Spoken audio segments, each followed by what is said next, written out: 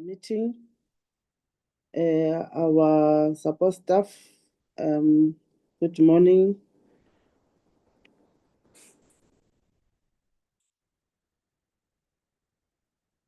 Can I hear the voice? Am I audible? Yes, Chair, you are audible. Okay, no, thanks very much. Good morning, honorable members, officials, and representatives from the Development Bank of South Africa, that is the DBSA. The committee convenes today to receive a briefing from the DBSA on its most recent financial report and to obtain an update on the bank's support to the local government sphere, including its efforts to strengthen municipalities and infrastructure delivery. Honourable members, this engagement also serves to induct members on the mandate, operations, and impact of the DBSA within the broader development finance landscape. The committee expects the DBSA to provide a clear account of its financial performance, as well as demonstrable evidence of how its programs contribute to addressing infrastructure backlogs, enhancing service delivery, and supporting economic development across the province. In particularly, honourable members will seek clarity on the effectiveness, the reach, and sustainability of the DBSA interventions at local government level, and how these interventions translate into tangible socio-economic outcomes. Honourable members, having said that, I will now invite the Secretary to deal with apologies before I hand over to Pinky Ngqeto, because I'm told that the chairperson of the DBSA, Mr. David Makhura, is not present. As all of us, we have received the apology through the Secretariat Office. So let me hand over to the Secretary on the apologies. Thanks very much. Thanks, Chair. Morning once again. We have an apology from Honorable Khatebe. We also have two apologies from the Deputy Minister, Sarupeng, and as you've said, the chairperson of DBSA. Thanks a lot, Chair. Okay. Can you, let me check. Can you flag the agenda, please? I'm not sure if it's on my side.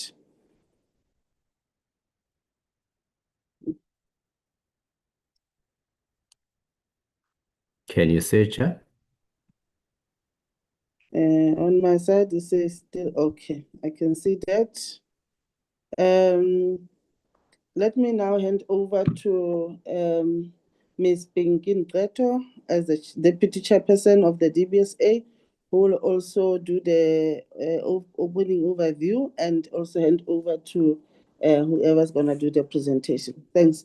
Welcome, Ms. Pinky Ngqeto.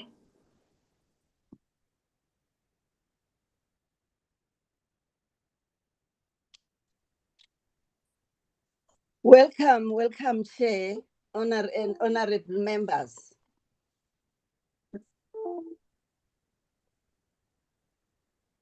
I can't see anyone anyway. I just see my. You won't see us. You won't see us, Ngqeto. Oh, okay. Yes, we have muted ourselves, even all of our videos. But we can see you. We can see you. Okay, yes. Thank you so much. I'm standing here, Chairperson of the Select Committee on Finance, honorable members, colleagues, ladies and gentlemen, good morning. On behalf of the board and executive management of the Development Bank of Southern Africa, allow me to sincerely appreciate the invitation extended to the bank to appear before the committee today. We value the continued oversight, guidance, and support provided by this committee in advancing the development mandate of the bank. I would also like to reiterate the apology. I've already mentioned it, but I must reiterate it. The apology of the chairperson of the board, who is unfortunately unable to join us today due to prior commitments. The chairperson has requested that we convey his appreciation to you, the committee, and reaffirm the board's commitment to constructive engagement with Parliament. And that is why we are here, honorable members. Since the last time we appeared before this committee, the Development Bank has continued to receive unqualified audit opinions. I'm sure you have seen that. Maintaining the strong governance and accountability record that the institution has upheld since its inception. The bank remains stable and committed to sound financial management, ethical governance, and transparency. At the core of sustaining this stability is the board's deliberate focus on robust governance processes, including detailed and rigorous appointment processes that ensure the right mix of skills, expertise, and experience that are onboarded to provide strategic direction and effective oversight to the institution. In line with our commitment to our developmental mandate, the bank has developed a growth strategy, which is a 10-year strategy, a decadal, we call it a decadal strategy, which is supported by an operating model review aimed at strengthening the institution and bringing additional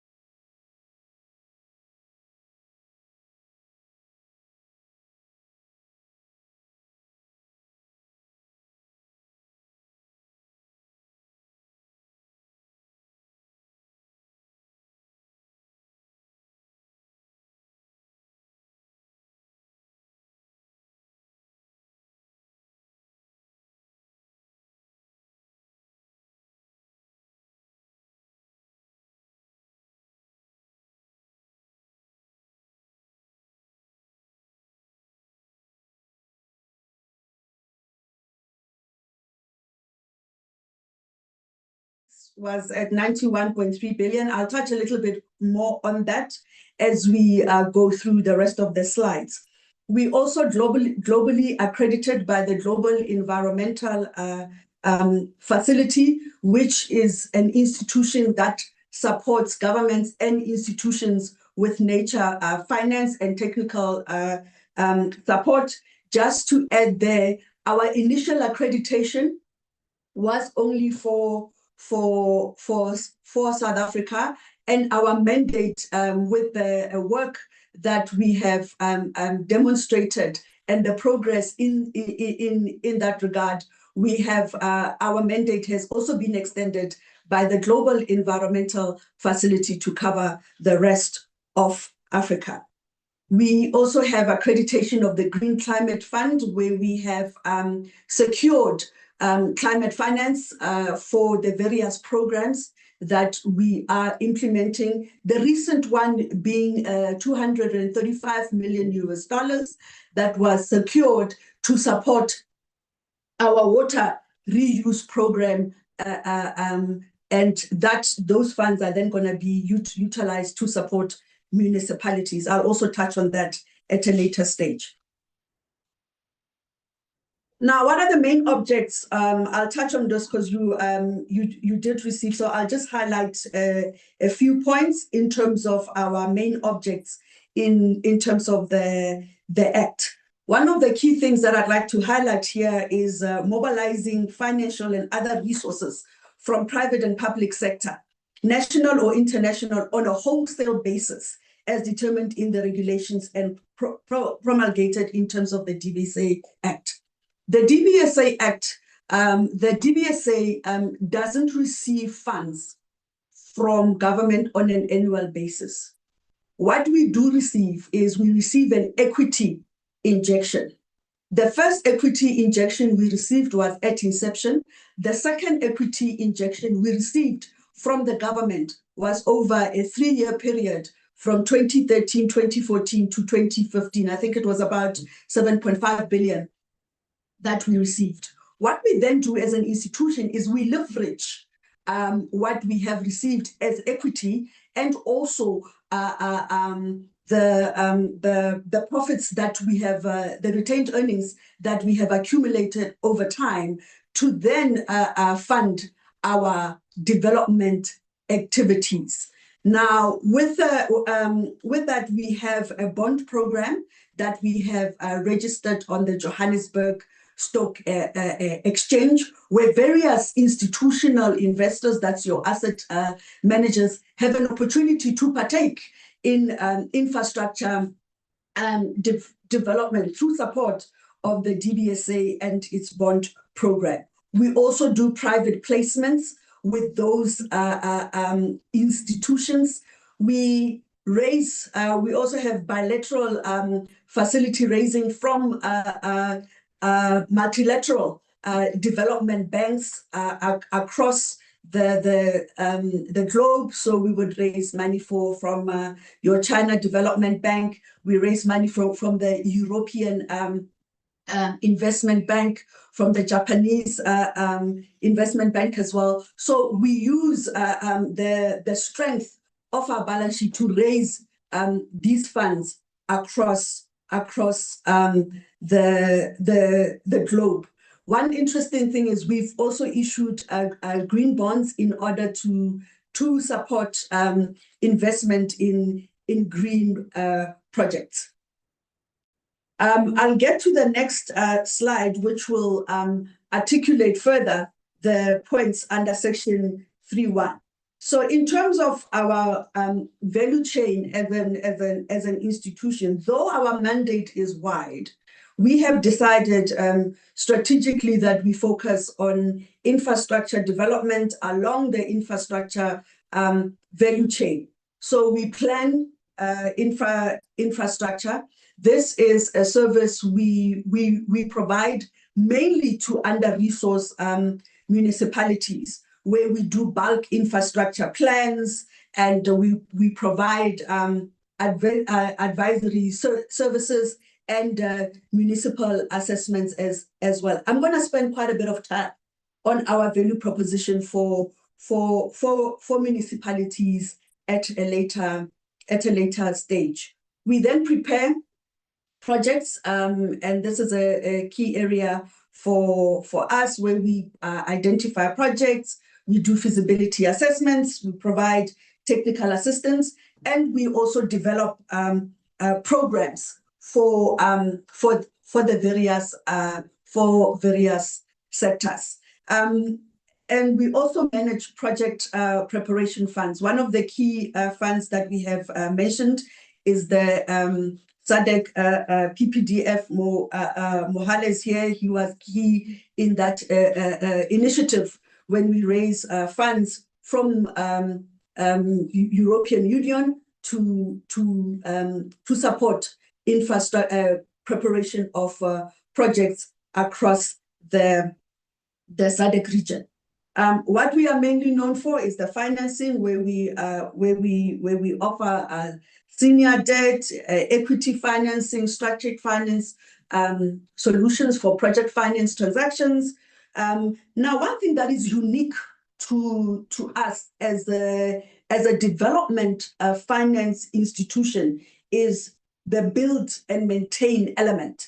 And this is a strategic positioning that we decided to take on more than 14 years ago, when we had our organizational review to augment state capacity. It's not to replace, I'd like to emphasize, to augment state capacity by providing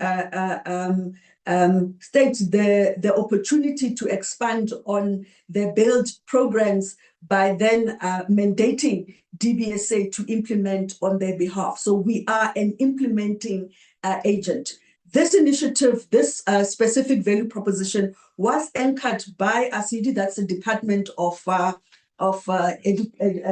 Basic Education, with the eradication of mud schools, where we were building schools, and the Department of Health. During that period, I'd like to emphasize that we have grown in terms of support, where we started with 2 government departments. We are now at 36 across various spheres of government, supporting provincial education departments. For instance, the Department of Education in KwaZulu-Natal, just as an example, the Department of Health in Gauteng. So those are just for as an example, where we have provided support. I'll give an opportunity to Chweni now, just to add on IDD, the challenges in that space, because I do know that the committee has also been concerned on the issue of construction mafias, and how we as the DBSA operate to ensure that we mitigate against those risks. Over to you, Chweni. Thank you so much, and then to honorable members. I think from the infrastructure delivery division, as the C has indicated, we were in that partnership with most of the department 36 as we're talking. That also includes the SOEs that we are also working with the institutions like SANRAL, and in some cases we work with the universities. So I think in terms of the way we do things, obviously, we also then deal with the maintenance part of it, as the C has indicated, which is the maintaining of the government infrastructure, and that includes, we're now currently, maintaining the unions building, and its related infrastructure. We also then dealing with 1 military hospital. We have constitutional courts. So we have quite a number of portfolio that we're really dealing in support to the public works in terms of the maintenance of infrastructure. And as we said, since inception, we have tangibly delivered over 40 billion worth of infrastructure delivered, and that is basically projects that you can touch and feel, and that are already delivering in terms of the outcomes, the development outcomes. But further to that, it's more also looking at the capacity in relation to the country on the skills part of it. We're just not only concentrating on this, we're also then working on skills development with a number of institutions that we're dealing with, obviously around the, getting them to be registered as engineers, but also then beginning to take the young cohorts from the artisans, apprenticeships, and all of that. So that is basically trying, as DBS said, to build the human capacity of the country to then say, as we plan infrastructure, we also then have to have the capacity that goes or congruent to that particular infrastructure. I think that is just to add say to that. Okay, thank you. I'd also like to elaborate further, members, on the program development value proposition that we have as the bank. One thing we identified a long time ago was the need for a scale infrastructure development at scale and at speed. So one of the first programs that we developed as the DBSA was the Renewable Energy Independent Power Producer Program. Because what that does is we then, as an institution, together with the state, develop programs that will not only enable infrastructure development at scale, but will also provide a platform for private sector participation in infrastructure. We started off with the Renewable Energy Independent Power Producer that has mobilized investment in energy generation. I think it's about close to 300 billion. And this is an area that, even in line with the decadal strategy that the deputy chairperson has highlighted, is an area that we are growing as an institution.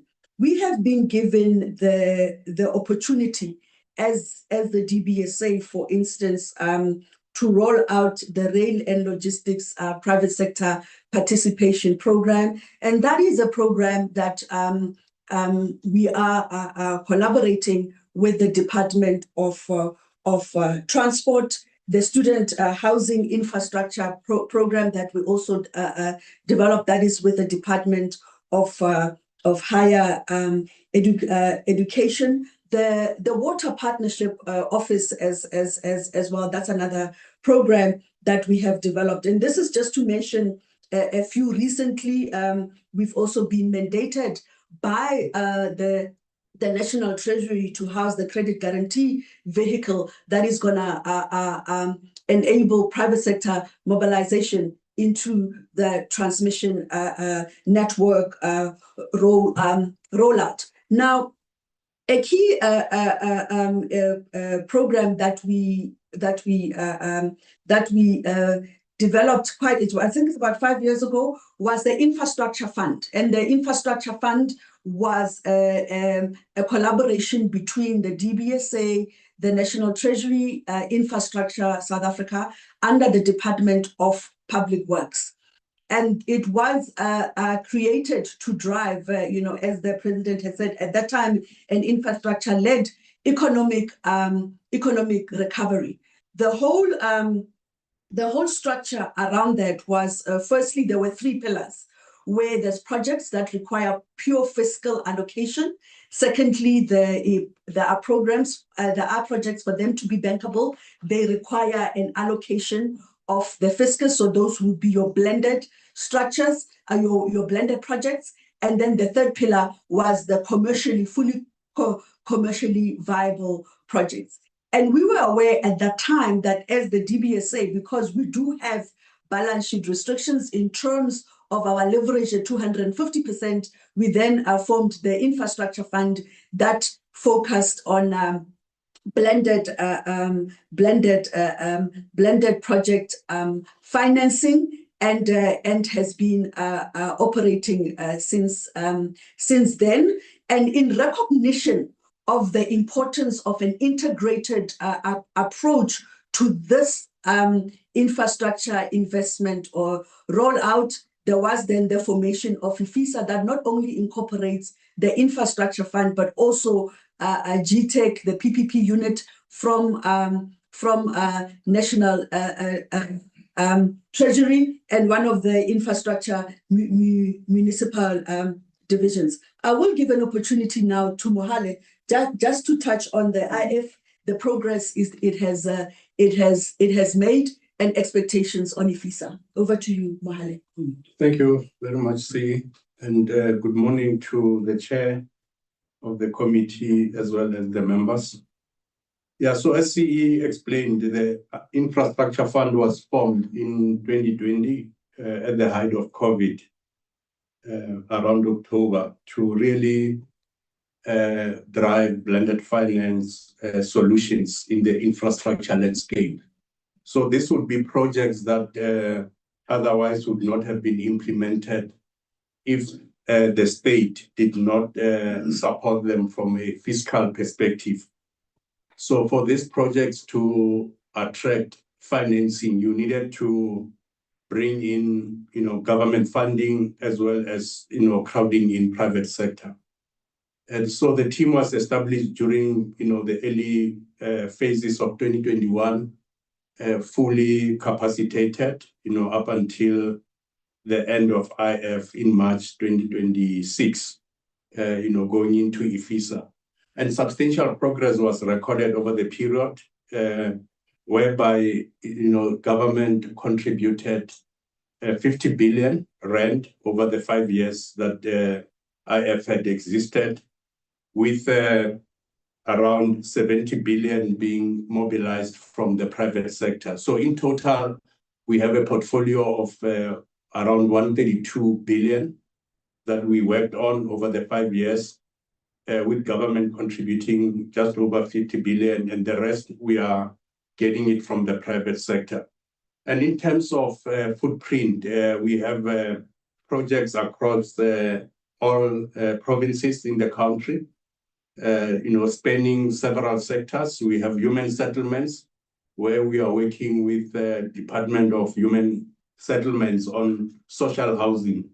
We have delivered projects to the value of around 8 billion in that sector, and accommodating more than 33,000 households. We also have, insignificant percentages, footprint in the water and sanitation sector, where we are working very well with the Department of Water and Sanitation to unlock projects, bulk water projects, both in the national sphere, national resources, but also in the municipal spaces. So this sector is very key, given the challenges that the country has at the moment. And some of the examples that we have is a program in Limpopo, around Dubatse and Mokopane, to support the platinum mines, as well as the communities in those areas. It's a 24 billion program that we are supporting, and we have closed the first phase, meaning that it's under implementation for the 8.5 billion, and we are now unlocking, the subsequent phases of the program. So this project will result in, the communities as well as the mines getting access to the water so that they can, produce platinum group metals in those areas and, stimulate economic activity. Another key project is the Umkomazi bulk project in KZN, also 28 billion. We have mobilized 12 billion as the infrastructure fund to support that project from government, so that we get private sector to come in. And then we have also in the transport sector, partnerships with Transnet, where we have mobilized 16 billion so that, they can do the private sector participation. The idea is to restore the current infrastructure with the 16 billion, and on the back of that, attract private sector. As the CEO mentioned, DBSA is also supporting the establishment of the PSP unit. So we are working closely with that unit so that when this infrastructure has been restored by Transnet, it can now be ready to be, taken to private sector for operations. And maybe lastly, the other projects that I can mention is around student housing, dealing with the backlogs in the student housing sector. We have made serious progress there. Several thousands of beds have been unlocked over the past 5 years, both in universities, but also TVET colleges. Last but not least, on the projects, we also supported the Department of Home Affairs with the ports of entry across the country. As you may have heard, 3 weeks ago, preferred bidders were announced by the department, and it's really to facilitate, the movement of goods and people between South Africa and its neighboring countries. It's 6 ports of entry in that regard.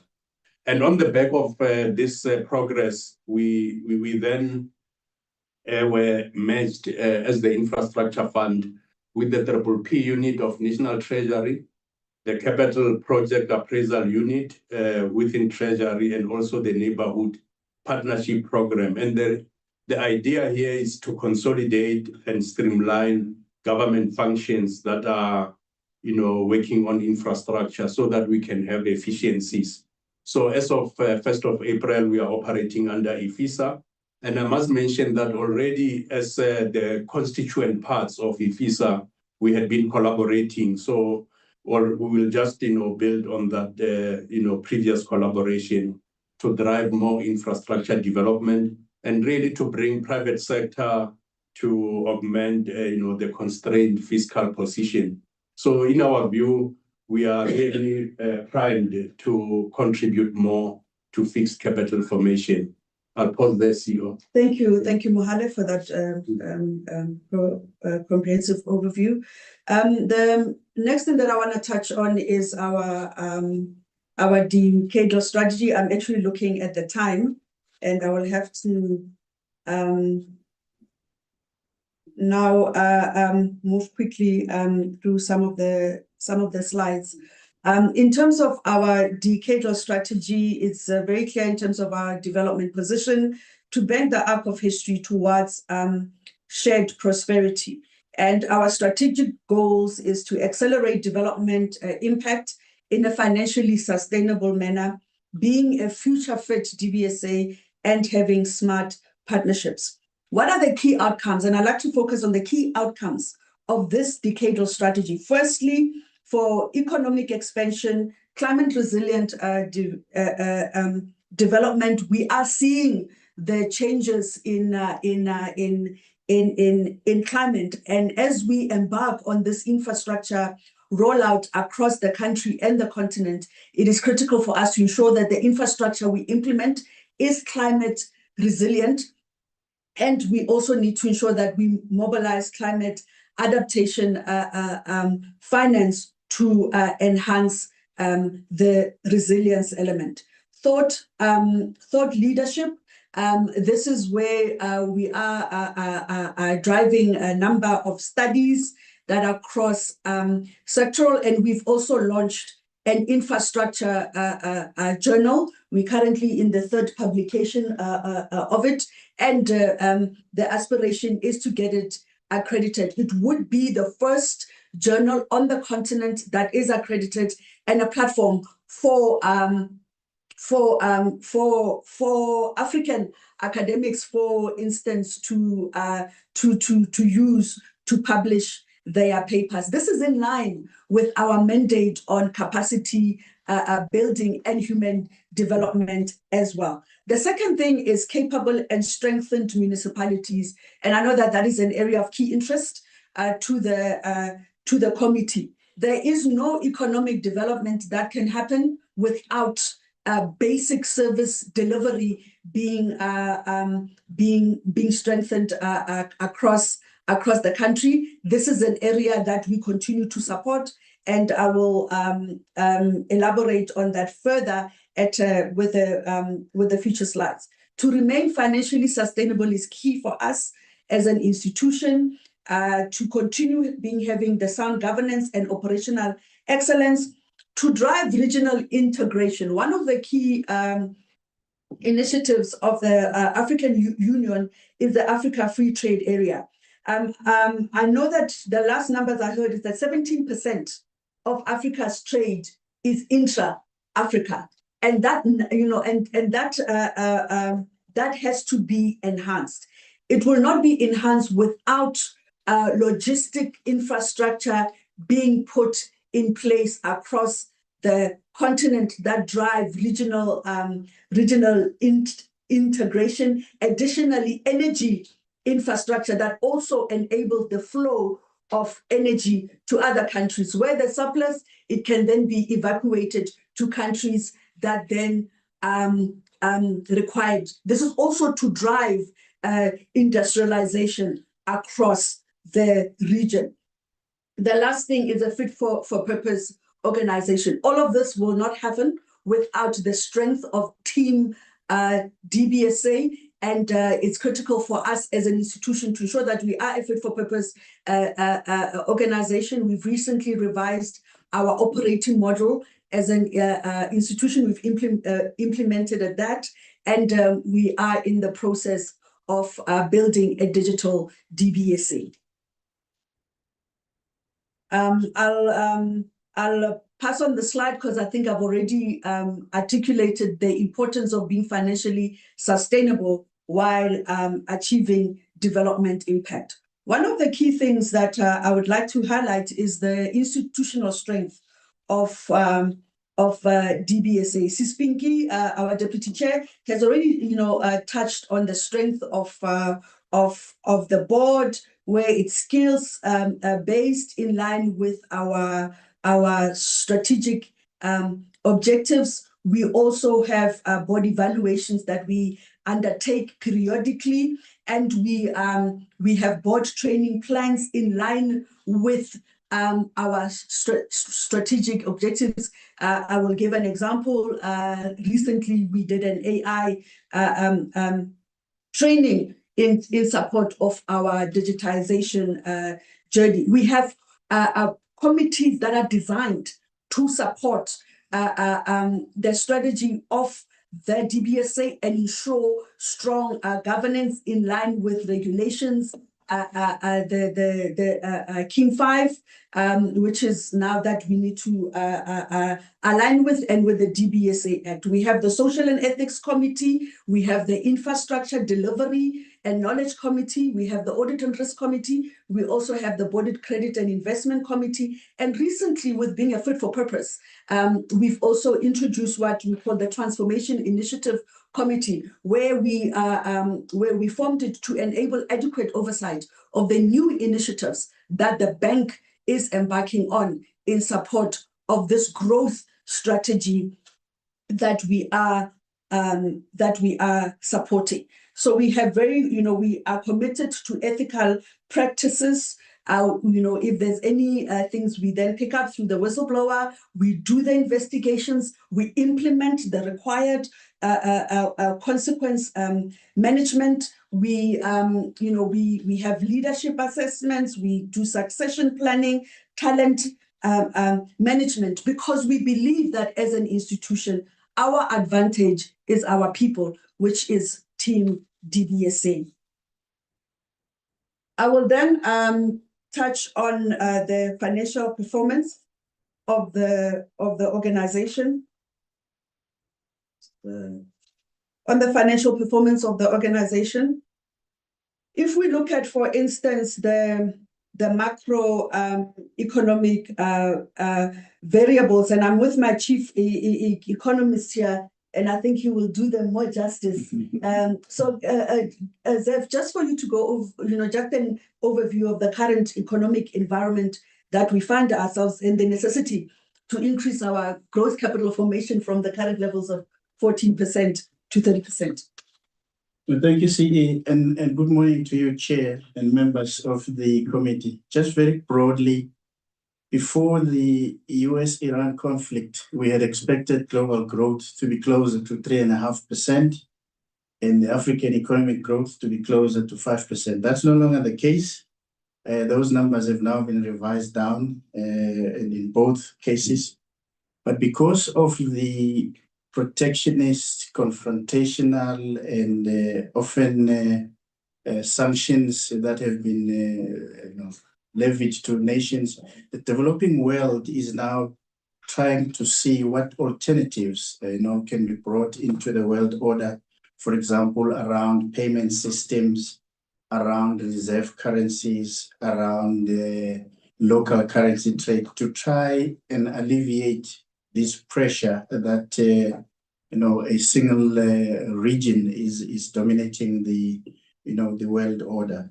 But also at a regional level, we are seeing, we are dealing, because our market, as the CE said, is the whole of the continent. We are dealing with conflicts, in places like Sudan, DRC, Mozambique, and so on. But the broad impact of the current geoeconomics is that, one, we will see a decline in global economic growth to around 4%. Secondly, we have already seen disruptions in the supply chains. We've all witnessed how the oil routes have been blockaded and oil prices going up. And thirdly, we have seen already how this puts pressure on fiscal balances, because governments now have to intervene, try and cushion their citizens in their nations. And fourth is that this has now stoked a path of higher prices, because fuels have now gone up, things like fertilizers have now gone up. So the second round will obviously push prices higher. So hopefully in our case, the central bank does not put fuel too soon, by raising rates. I think I'll leave it there, CE. Thank you. Thank you. Then we look at how has the DBSA fared in light of this geopolitical environment that we find ourselves in. As at mid-year, which is September 2025, we had a net profit of 4.1 billion. Our net income net interest income went up by 9.3%, and our cost to income ratio is currently at 20%. This is this is an indication of cost efficiencies within the bank, but in an area that we are looking to grow this cost to income ratio by actually increasing the level of development support we provide, not only to municipalities, and also in terms of our project preparation portfolio. Our debt to equity is at 70%. Our limit is 250, a clear indication that DBSA still has adequate room to grow and take advantage of infrastructure opportunities across the continent. When it comes to our disbursements level, it was 11.1 billion. This is the highest we've achieved within a 6-month period.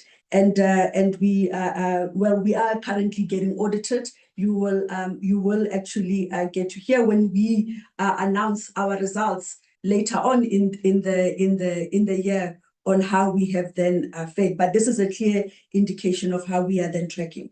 In terms of our non-performing loans, we currently at 3%. And we have a limit, we have a parameter that we have set with our board of between 6 and 9%, and currently we are below that. That is an indication that we are adequately accounting for the risk within the loan book as an institution. In terms of the total infrastructure support on the value proposition that I had articulated earlier on in the slides, we have been growing in terms of infrastructure support across financing, preparation support that we have supported, and an increase in the infrastructure delivery support. I'd like to highlight, members, that, you know, on infrastructure delivery division support, we have been growing at double digits, at more than 10% in the last few years, and we expecting also to grow in terms of our disbursements and impact going forward. Next slide is on our revenue growth. As you can see, DBSA has sustained an increase in revenue growth since 2017.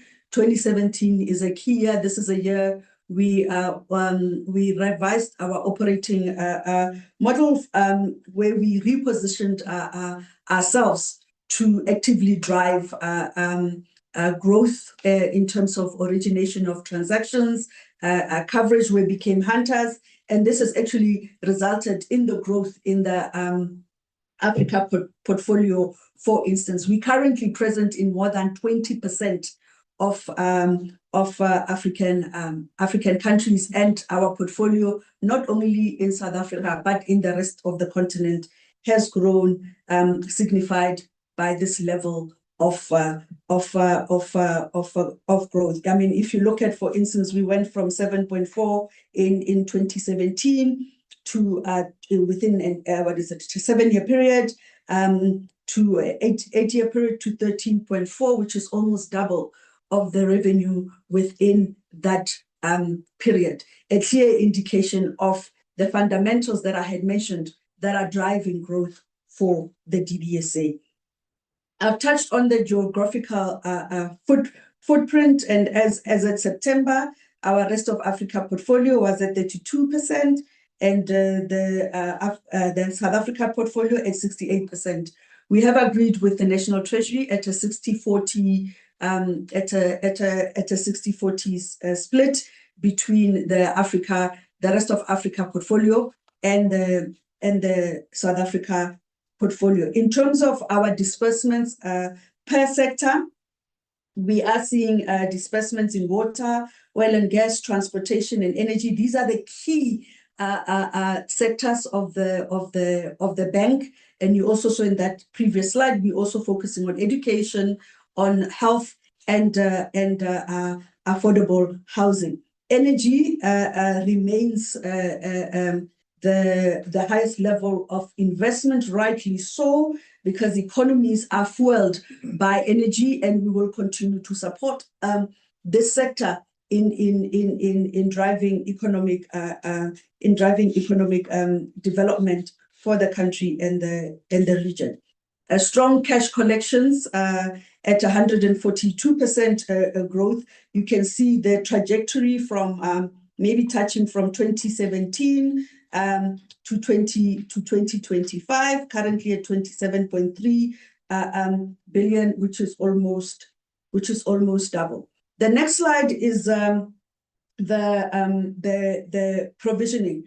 This is where I touched on members to say currently our expected and our non-performing loans, our NPLs, is currently at 3%. And if we then look at how this ECL provision is split up, we have the municipalities at 10%. South Africa, excluding municipalities, is 28%, and the rest of Africa is 61%. So the rest of Africa is the contributor to this number. The main reason for that is we have seen with some of our exposures where they're going through debt restructurings, for instance, Zambia, Ghana, and Ethiopia, where we have exposures. But we do have a significant portion of the Africa portfolio doing well and providing the necessary returns. We are seeing a turnaround in Zambia. We are seeing a turnaround in Ghana as well. I mean, I think Ghana currently probably has the third strongest or second strongest currency on the continent. Now, in terms of the asset quality, I think I've already, elaborated more on the non-performing, on the NPLs, the non-performing loans. If we look at especially on the municipals, on the municipal portfolio, the municipal non-performing loans divided by the total municipal exposure. As you saw, it was on an increasing trajectory from 27 to 2020, and then we are currently sitting mid 20 last year, in 2025 September mid-year. We currently at 0.14%, a clear indication of improvement. We have heard of challenges in Joburg, and we are in the city of Johannesburg, and we are monitoring the situation closely. Now, when it comes to our local government support, I think I've already exceeded the 40 minutes, but I'll touch on this quickly. When it comes to our local government support, the DBSA has always provided services depending on what a municipality would then request. So we would either provide in line with our value proposition, where we would provide financing to a municipality, for instance, for a specific program, infrastructure program within a municipality, or we would provide technical assistance from our own resources, for instance, to develop infrastructure plans for the municipality, to then also develop the business plan for them to get access to the municipal infrastructure grant. What we decided a few years ago, I think this was 3 years ago, where we then implemented what we call an integrated municipal approach. And this is in line with the second objective outcome that I highlighted in the decadal strategy in strengthening municipalities. This is an area where we're providing to our under-resourced municipalities and secondary cities, which we term M2s and M3, where there's four pillars, where we provide infrastructure delivery management, capacity building for municipalities, the financing, and also promoting local economic development. That is what we are working towards, turning these municipalities into vibrant economies. The way we have adopted this, members, is on a willing coalition basis. We do not go to the, we do not go to the municipality and say, this is what we want to do for you. We say, this is the value that we can provide. We have the resources to do that and support you. Are you willing to work with us as the DBSA, so that you can work towards improving local economic conditions and infrastructure and institutional capacity for the municipalities? The first set of municipalities that we are working with is 8 district municipalities. To mention a few, it's Lejwelaputa, Jochabi, just to mention a few there, where we then provide the infrastructure planning, support, operational support, revenue enhancement, asset care, spatial restructuring, and procurement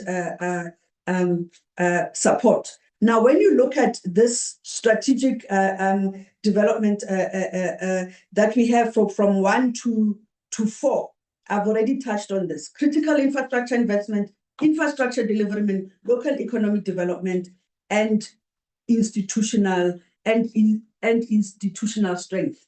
What we have actually seen in this environment, what it has helped us to also identify is where the gaps are. With the 8 that we are currently supporting, the district municipalities, we are now providing and even enhanced our project preparations support, and currently developing a pipeline. I think it's about 12.5 billion that we are developing for those under resource municipalities. How many are we supporting? There's currently 257 municipalities, and in terms of the support that DBSA is providing is to 63 of those, where others we then purely provide technical support. In terms of our exposure, as at 30 September 2025, we're currently sitting at 32 billion. That is the balance of the municipal book within the DBSA, mostly of that being exposures to the metros. That is City of Johannesburg, City of Tshwane, City of eThekwini, and Ekurhuleni as well, just to mention a few.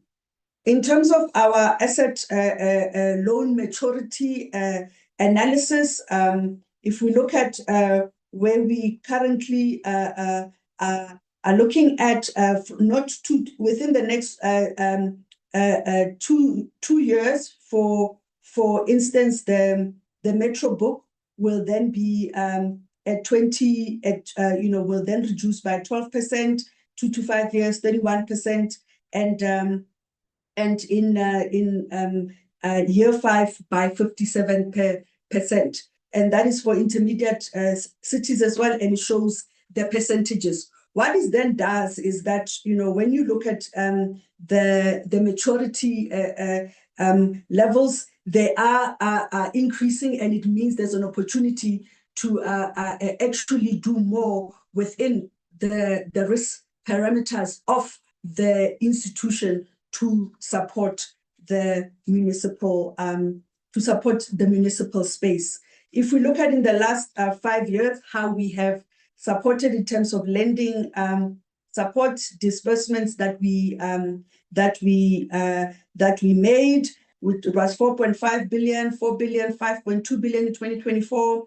In 2025, it was 3.9 billion, and as of September, we were sitting at a billion. Now, when it comes to the non-lending support and the infrastructure that we have unlocked in the technical support that we have provided, this has been a 2 billion in 2024, a 2.5 increasing at the end of 2025, it was 3.4 billion.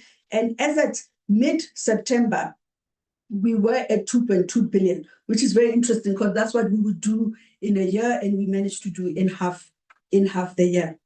Our water programs, these are our water programs that we are currently implementing, and there's also a detail on the various projects. On non-revenue water is eThekwini Metro, which is at preparation stage, Mangaung, Buffalo City, and this is where you can see that these are all at the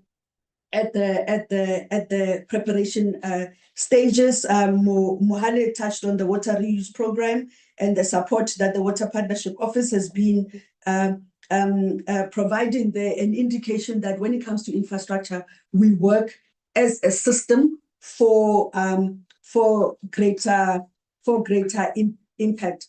Another initiative that we supported Tshwane on was Rayval, where we actually raised our own funds and also mobilized funds from other institutions as well for the maintenance of Rayval. So there's many initiatives that we support at the municipal space.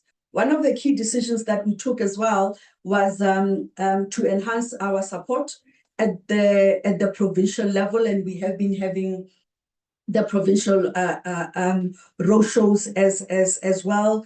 We have supported with technical capacity through our IDD division for disaster management, and actually to enable the flow of funds to support the rebuilding of infrastructure to Eastern Cape and to KZN as well. We also use our own resources, for instance, to support disaster management. For instance, with the recent incident in the Eastern Cape, one of the things we did, we provided 20 temporary housing units, and there was furniture and household utensils that we also provided in those areas.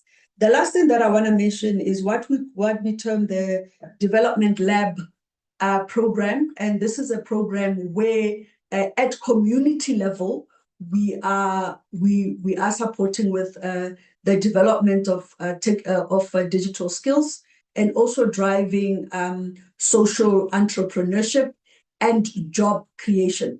The two sites that I'd like to mention where jobs are created, where communities are, is the call centers that were created in Jabulani, Soweto, employing 200 people, and another call center in Alex, where it's employing 200 people, where people have an opportunity to walk to work, and jobs are where they are. We are looking to expand that level of impact to various communities across the country. Thank you, Chair. Thank you very much, Memo Sako. Thank you very much. I deliberately didn't want to stop you because I realized that you are so passionate about the presentation, including your team there. I'm going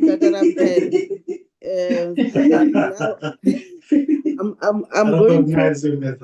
Yes, thank you very much. I'm going to now allow honorable members to ask questions, but most importantly that I wanted to raise first is I'm not sure if it is only me. I think it's one of the issues that we must understand, that honorable members, they will also wanted to have a clear information or an update with regard to the parliament buildings. It's one of the questions that is going to come strongly from the honorable members, because it's one of the issues that they wanted an update in terms of the parliament building, as you are the implementing agent. So I think I just wanted to highlight that. So I've already seen Honorable Siwisa, Honorable Ryder. I only see two hands in that order, please. I will see, yes, there's Honorable Brett. Yeah, Honorable Siwisa. No, thank you. Thank you. No, thank you, Chair. Greetings, Chairperson. Greetings to the team from DBSA, my colleagues, staff, support staff of the SECOF committee. Chair, I think you just took some words out of my mouth because you know my problems with DBSA. But let's hope that, Chair, after they've answered all of our questions, they will be able to take us into confidence about their role as the implementing agent in the rebuilding of Parliament. Chair, I've got only a few questions to the DBSA. The question that I'm going to ask arises from, in the past few weeks, the Select Committee of Appropriations was embarking on public hearings in the provincial legislations across South Africa. And I'm going to highlight, and this is a question that I also put through to National Treasury. And I'm raising this question to the representatives or to the delegation of DBSA, because the queer community in the Northern Cape, specifically in Platfontein, raised the question of inequalities when it comes to them being provided for infrastructure, socio-economic development, and socio-economic growth, and job creations, and all of those things. Those were some of their concerns when they were doing their inputs or their highlights towards the legislature, the Committee of Finance in the Northern Cape. So in light of that, we've noticed that there is poor infrastructure delivery, both in provinces and municipalities, where the distribution of only 3.4 billion or in infrastructure delivery, which is a challenge in which faces the challenges in the municipalities. Have you considered to increase the assistance and support to local government spheres for a turnaround? Are the challenges faced by the DBSA in order for them to actually increase assistance? And I think in that note, Chair, those would also be able to make sure that we have an inclusive financial distribution, especially when it comes to the indigenous communities like your Kwe communities. And this is not only in the Northern Cape. I think it will go for all across other provinces. One of your mandates as the DBSA includes infrastructure funding to address the need for blended finances to enable efficient execution of socio-economic infrastructure programs and projects. Are the successes that these initiatives can be given by the DBSA in the past 3 years? And were there any challenges when it comes to the mandate that speaks to the infrastructure funding? Job creation is an issue in South Africa, Chair, and the DBSA in their report have alluded that they facilitated 35,514 jobs. Which in the industries or sectors were they focusing on? Are any of those jobs permanent jobs, Chair? Another concern that I've noted is empowerment. And it's noted that funding for Black-owned entities has not been achieved. What are the reasons that that achievement was not met by the DBSA? Those are my only questions for now, Chair. Thank you very much. Thank you, Honorable Siwisa. Honorable Ryder.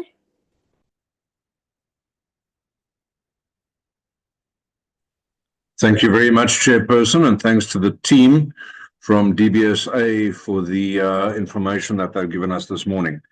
I'm going to limit myself to 2 issues, please, Chair. The first being the fact that the DBSA has previously confirmed or reasserted the fact that they are perceived as a DFI, and I think that Honourable Siwisa's comments now possibly bordering on mandate creep, but really emphasize the fact that there is an expectation that DBSA is a DFI, and yet their cost of capital is very similar to the corporate banks, the commercial private banks, etc., and the fact that they are expected then to take on riskier advances, etc., whilst almost competing with commercial banks.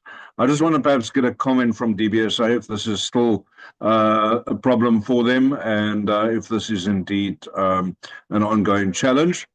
The second point, Chairperson, and I mean, we've seen the increasing use of DBSA as implementing agents or as project managers, etc.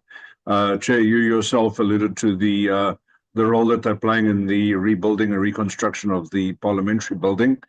And I think this also, it's repeated throughout public works. Public works is making great use of DBSA.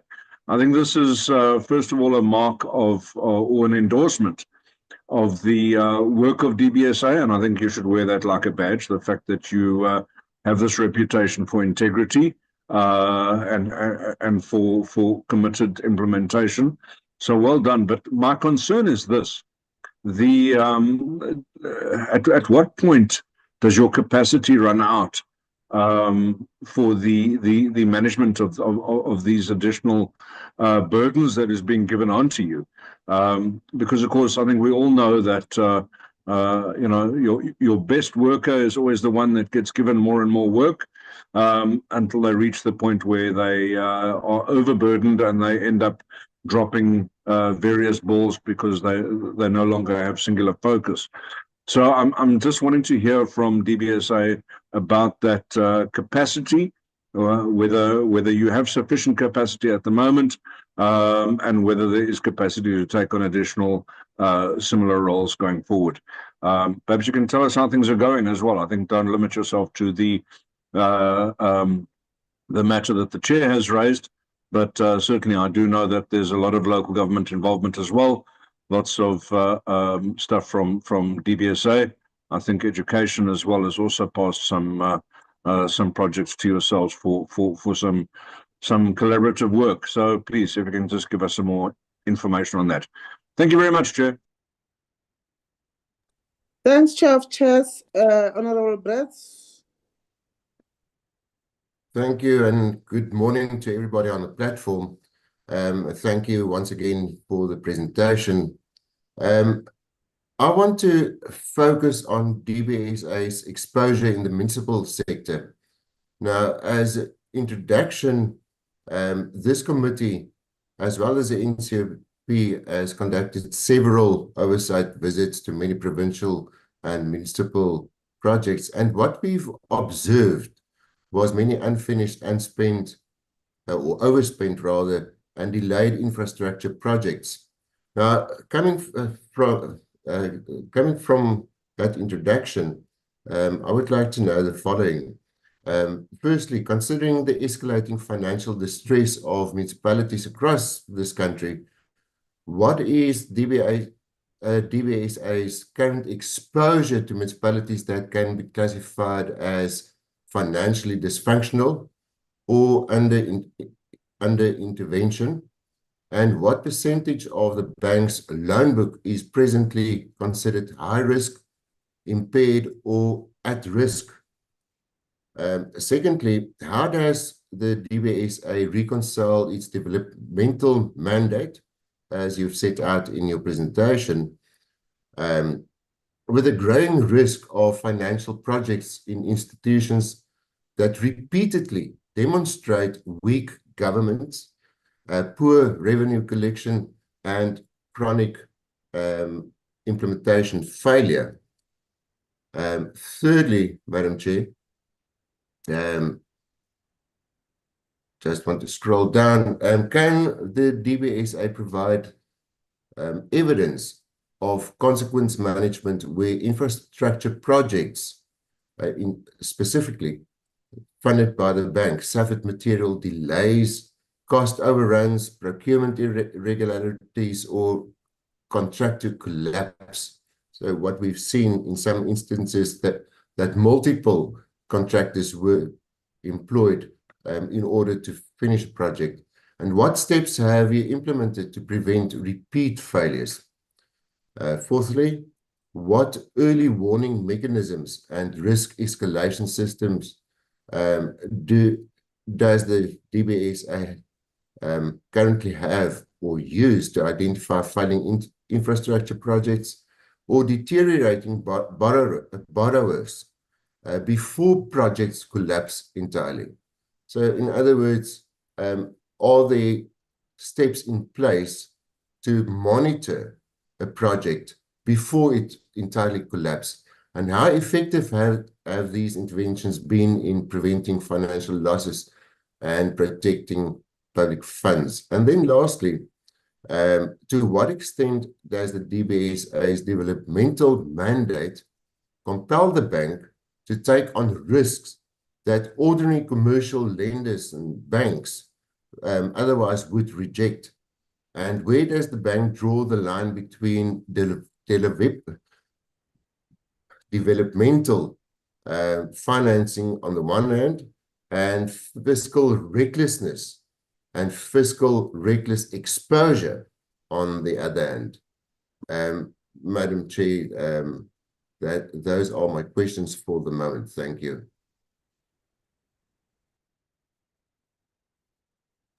Thank you, Honorable Bress. Honorable Lekwase. Thank you very much, Chair, and good morning to the honorable members and the colleagues from the DBSA. Through your permission, Chair, may I continue with my video off? Thank you, Chair. You're allowed. Thank you. Chair, the mandate of the DBSA states that they also promote economic development and growth, the human institutional capacity building for sustainable development projects and programs in the African continent, and that their strategy aims to bend the arc of history towards the shared prosperity. Now, my question emanating from this mandate, and as they have stated that the goal of maximizing development impact, I want to know, Chair, how does DBSA measure whether its current portfolio is actually reducing unemployment, poverty, and equality in municipalities and the sectors which they support? But also, Chair, emanating from slide 8, they stated that under key strategic constraints, financial sustainability versus the development impact, which says that DBSA drives sustainability by driving revenue growth through right products and markets and deploying capital sustainability. Can they kindly explain how DBSA balances the need to maintain a 13.8 annualized return on equity and the 70% debt to equity ratio with its responsibility to fund higher risk but high impact projects in under-resourced municipalities? Chair, the presentation also outlines the non-lending instruments for municipalities, including infrastructure planning support, revenue enhancement programs, and the partner a district approach across 4 service delivery areas. What evidence do they have that the non-lending support, particularly the partner a district model, has translated into improved audit outcomes or revenue collection in 63 municipalities where DBSA has exposure? My last question, Chair,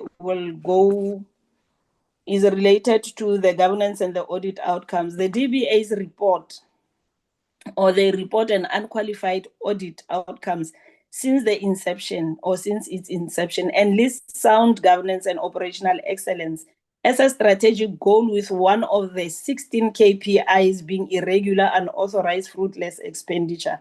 Can they provide the committee with the quantum and nature of any irregularity, unauthorized or fruitless expenditure recorded in the period to the 30th of September 2025, and the corrective actions that they have taken in this regard? Thank you very much, Chairperson.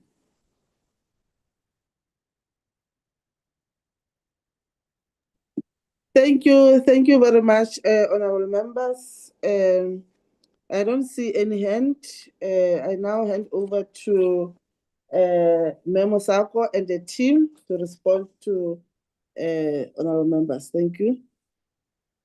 Thank you, Chair. I'll first give the opportunity to Mr. Rampede to touch on the infrastructure delivery work with a specific focus on Parliament and other key mandates, for instance, in the health department as well. Over to you, Chweni. No, thank you so much, Chair and members. Let me firstly appreciate the questions, and particularly I'm going to take you through the whole Parliament progress to date.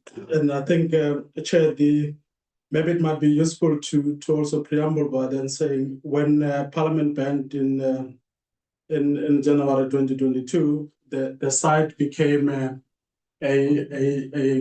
criminal site for a period of about 12 months. And I think I'm putting this in the context that many times we come to a point where we get to be told to then say that the Parliament is taking too long for the reconstruction. And I think it's important to put that into perspective, that when it banned, then it became a crime scene for a particular period of about 12 months, where it was obviously in the hands of the Hawks.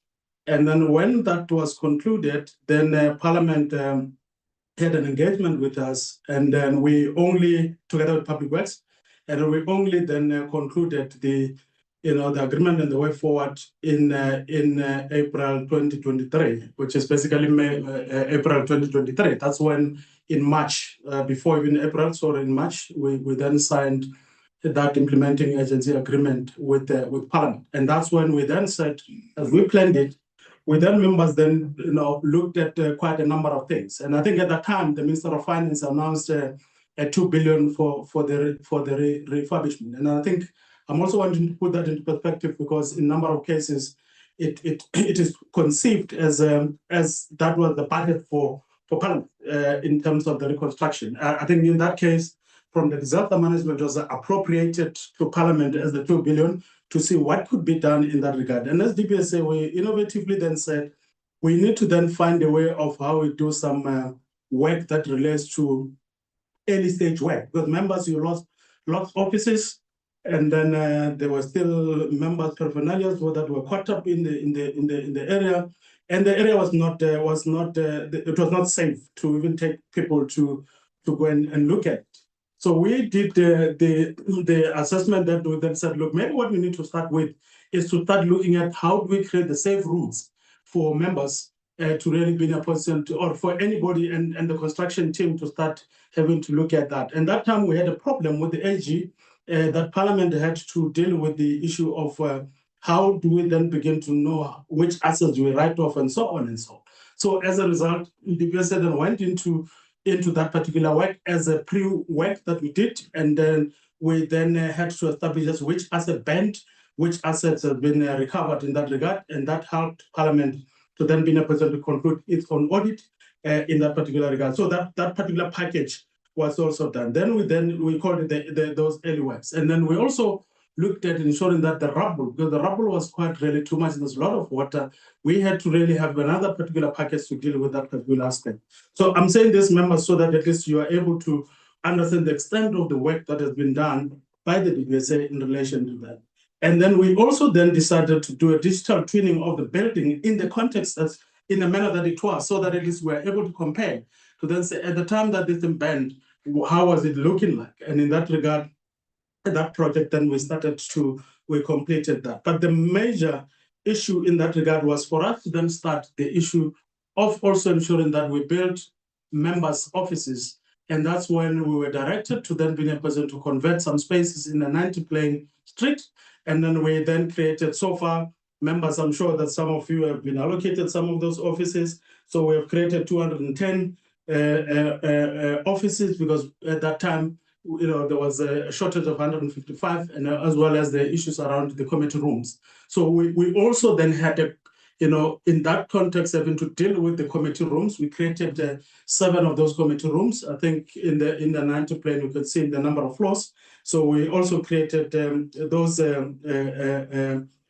committee rooms to an extent that the capacity is about 212 sitting. So it's about 7 of those that we have particularly completed. So that is the progress that we've made in relation to that.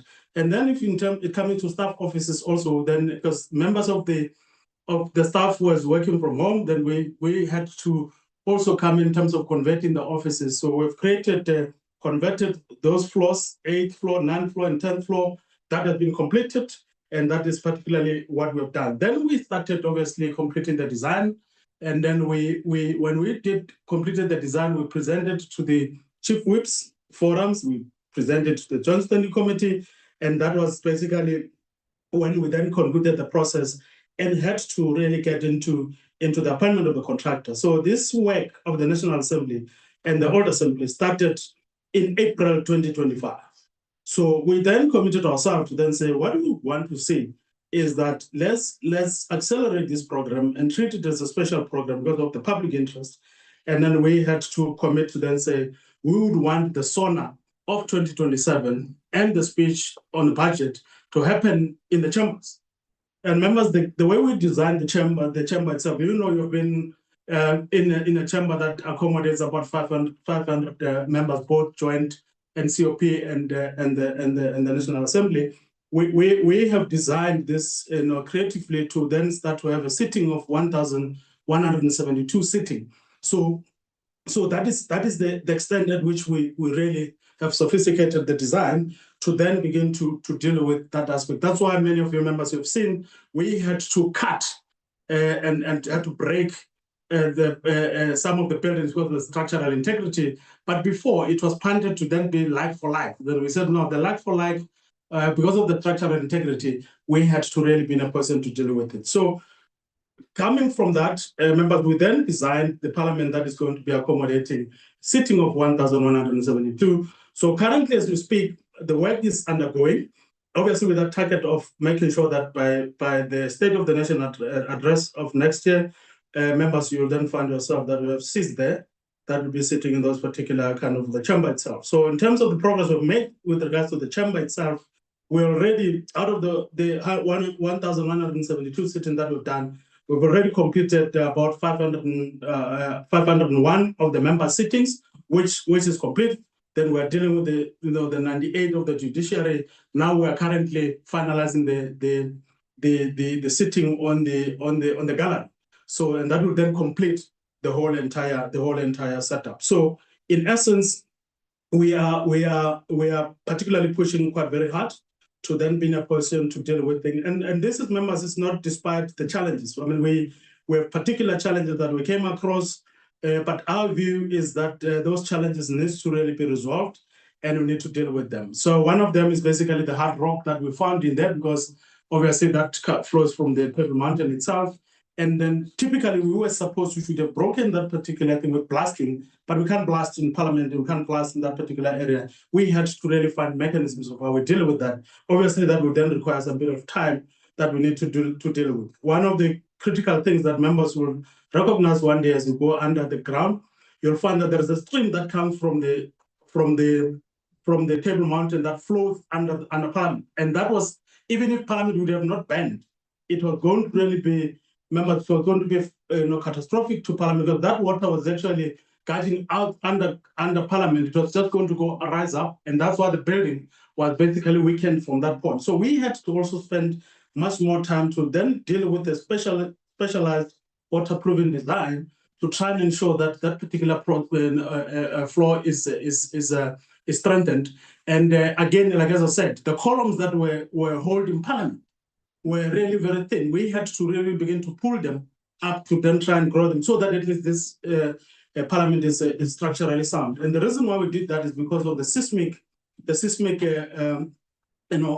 conditions that we think we needed to address, that even if there is an earthquake, this building is able to withstand that. That is basically our commitment as DBSA towards building a climate resilient infrastructure in that regard. So on that note, like as I said, we are very much advanced in terms of the work that we're doing in relation to that. So the program that we have designed is taking us to the point that by the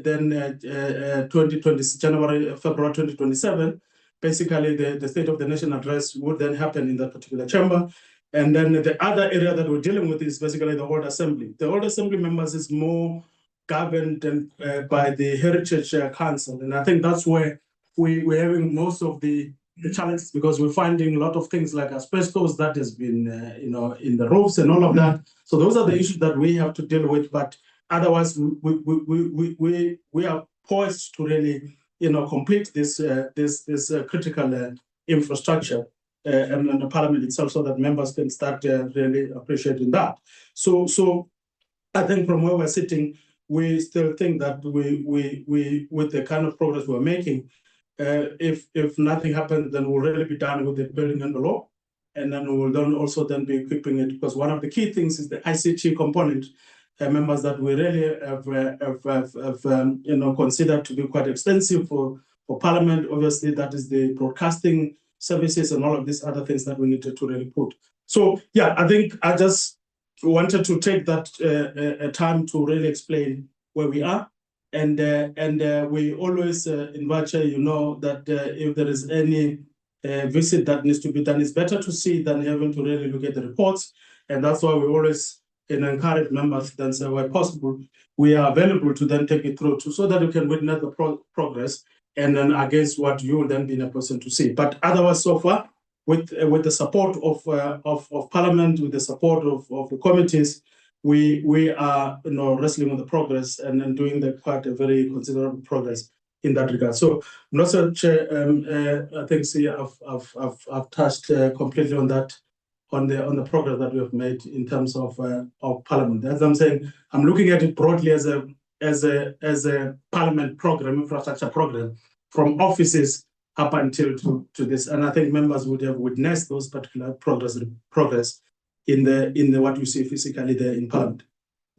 The honourable members also asked on the other portfolios, maybe mention the hospitals. Oh, must deal with the other. Okay. So yes, and the other portfolio that we're dealing with, and I think it has been raised that and writing that we have mastered the whole entire issue around the infrastructure delivery, because I think we believe that we just make things happen. We just make infrastructure happen.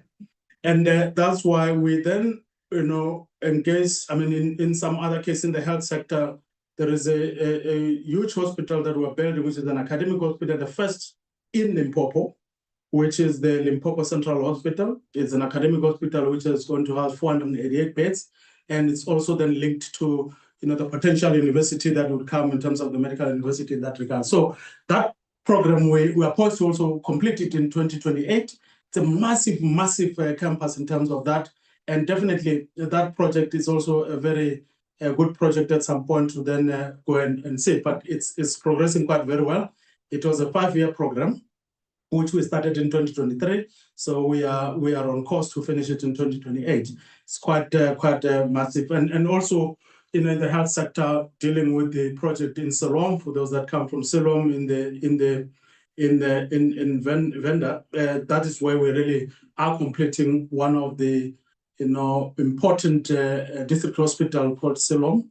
Again, that hospital is due to then be handed over to the Minister of Health in around September this year, because completely the envelope is done and then it's been equipped. It's such a question of dealing with that. So we have got quite other projects that we're really dealing with. And I think that goes to the point that the member raised around at what point does the capacity hit up.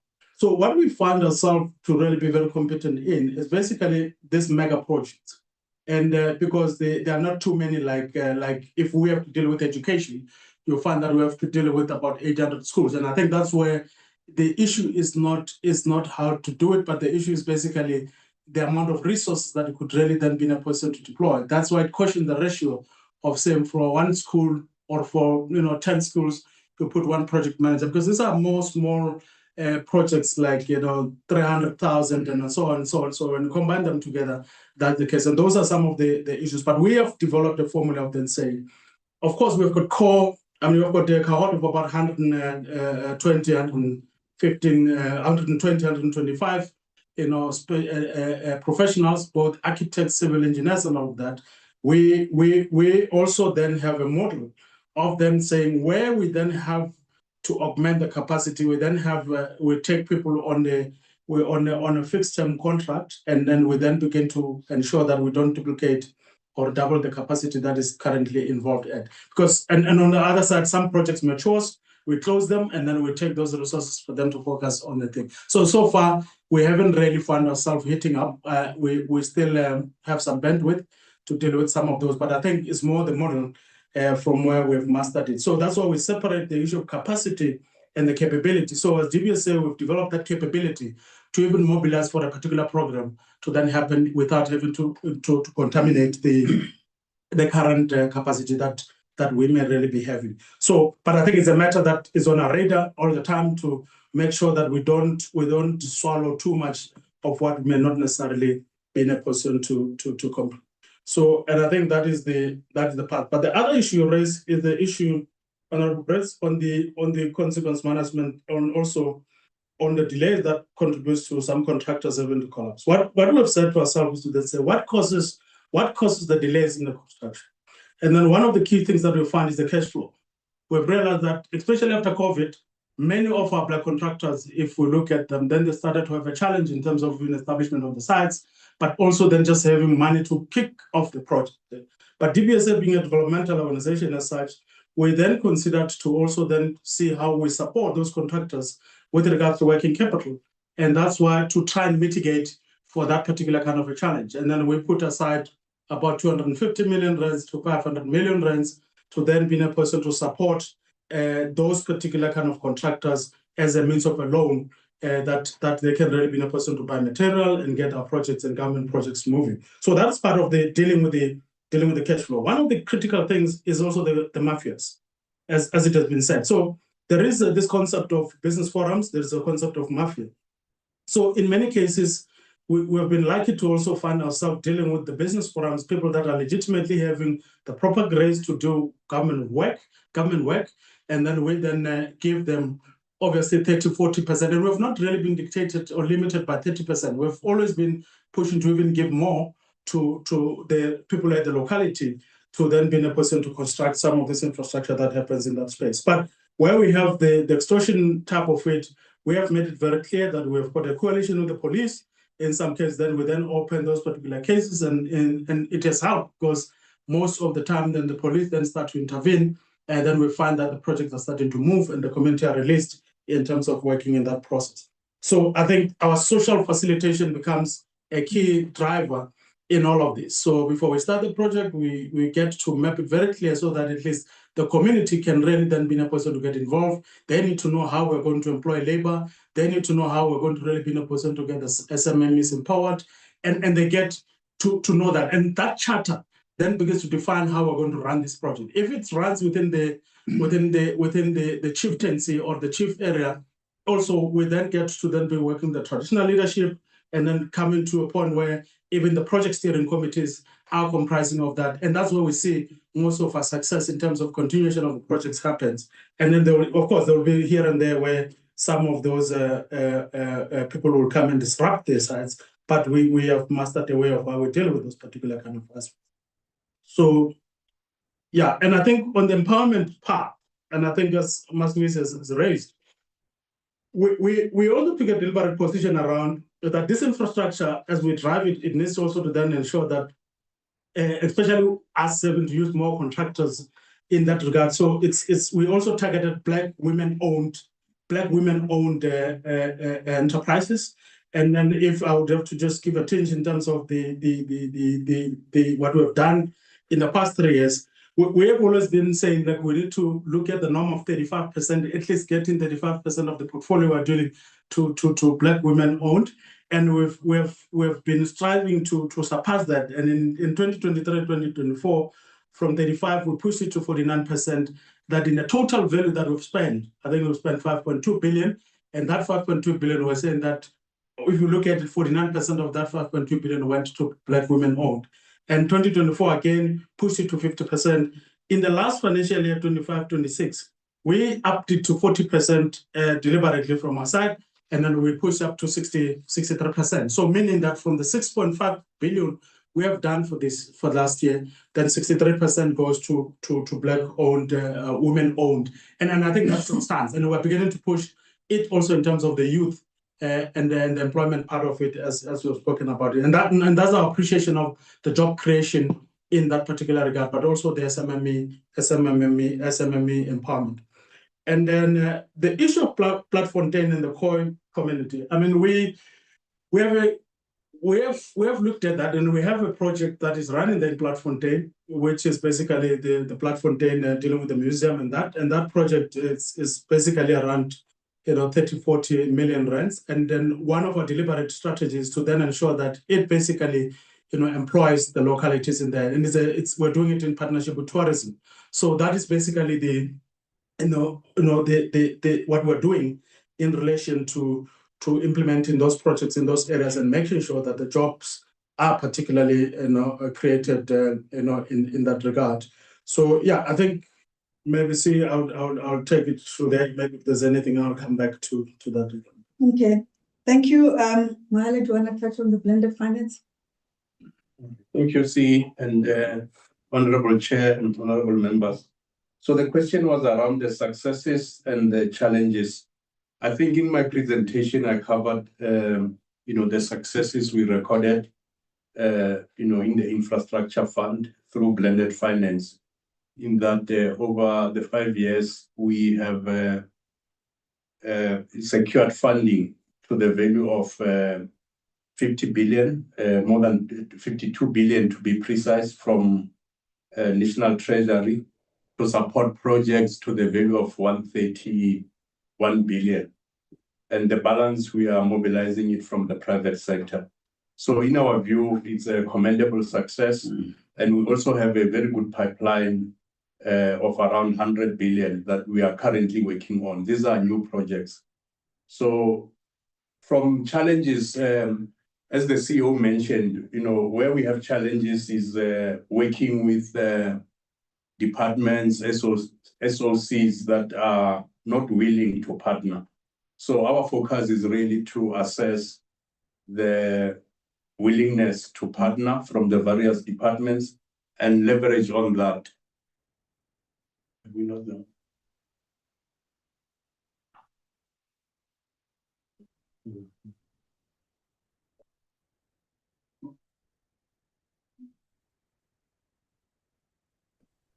CEO?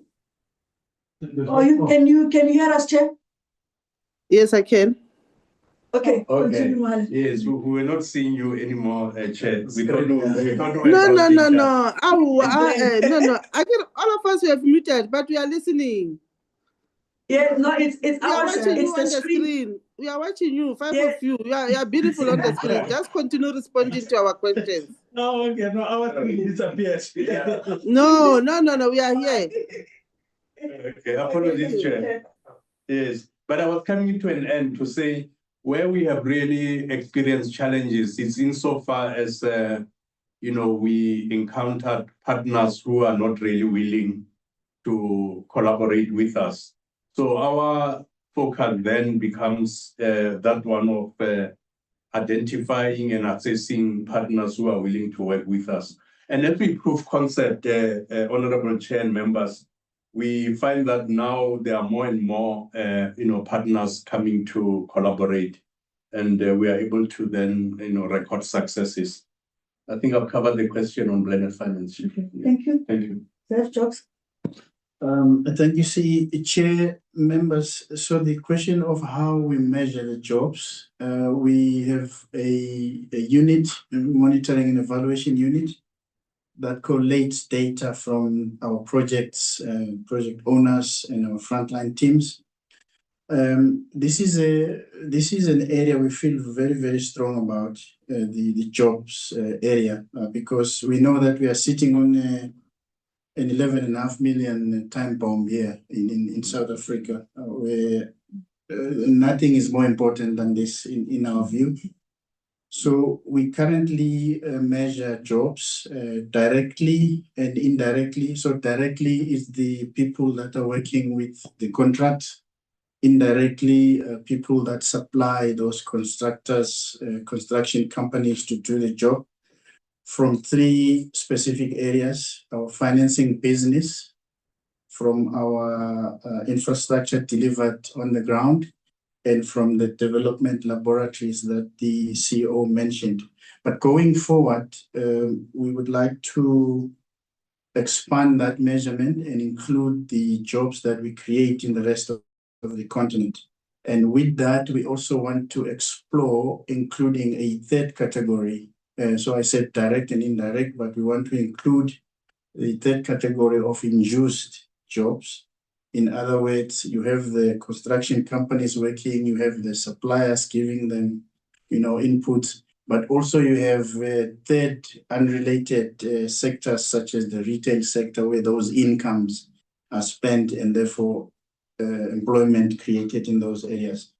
The employment comes from mainly the energy sector, the transport sector, the water and sanitation sector, the education sector, health, tourism, and agriculture. Some of you might have heard the DBSA is on SAFM this week. We are making the case and unpacking the argument that to deal with unemployment, we think we need to confront this low investment, low growth challenge that we face, and make sure that we respond to it. Because as we say, we don't think there's any other important economic issue at this point. Thank you, Chair. Okay, thank you. I will then touch on the remaining questions, Chair. Starting first of all with the processes around procurement. When it comes to especially within our infrastructure delivery space, it starts at the mandate level. For every mandate we take on, we go through a detailed assessment of the mandate requirements, the risks that the mandate poses not only to the DBSA but its implementation. Thirdly, we also then look at the capacity that will then be required to implement the mandate, and lastly, looking at the monitoring and evaluation part of the mandate. There's a process that is undertaken where through our governance process, the assessment is done at the ExCo level, and then it goes through to the board for approval, where subsequently we are expected as executive leadership to report quarterly to the board on those mandates. So there's a governance structure, there's policies and procedures that we then have to adhere to when it comes to the mandates. If, for instance, the mandate requires additional capacity that we will not be able to utilize within the DBSA, then we find, then we actually undertake an incremental approach to increasing capacity to ensure delivery of those mandates. So then the capacity required is not necessarily dependent on the existing DBSA permanent capacity. We use then a model where we then source additional capacity to ensure successful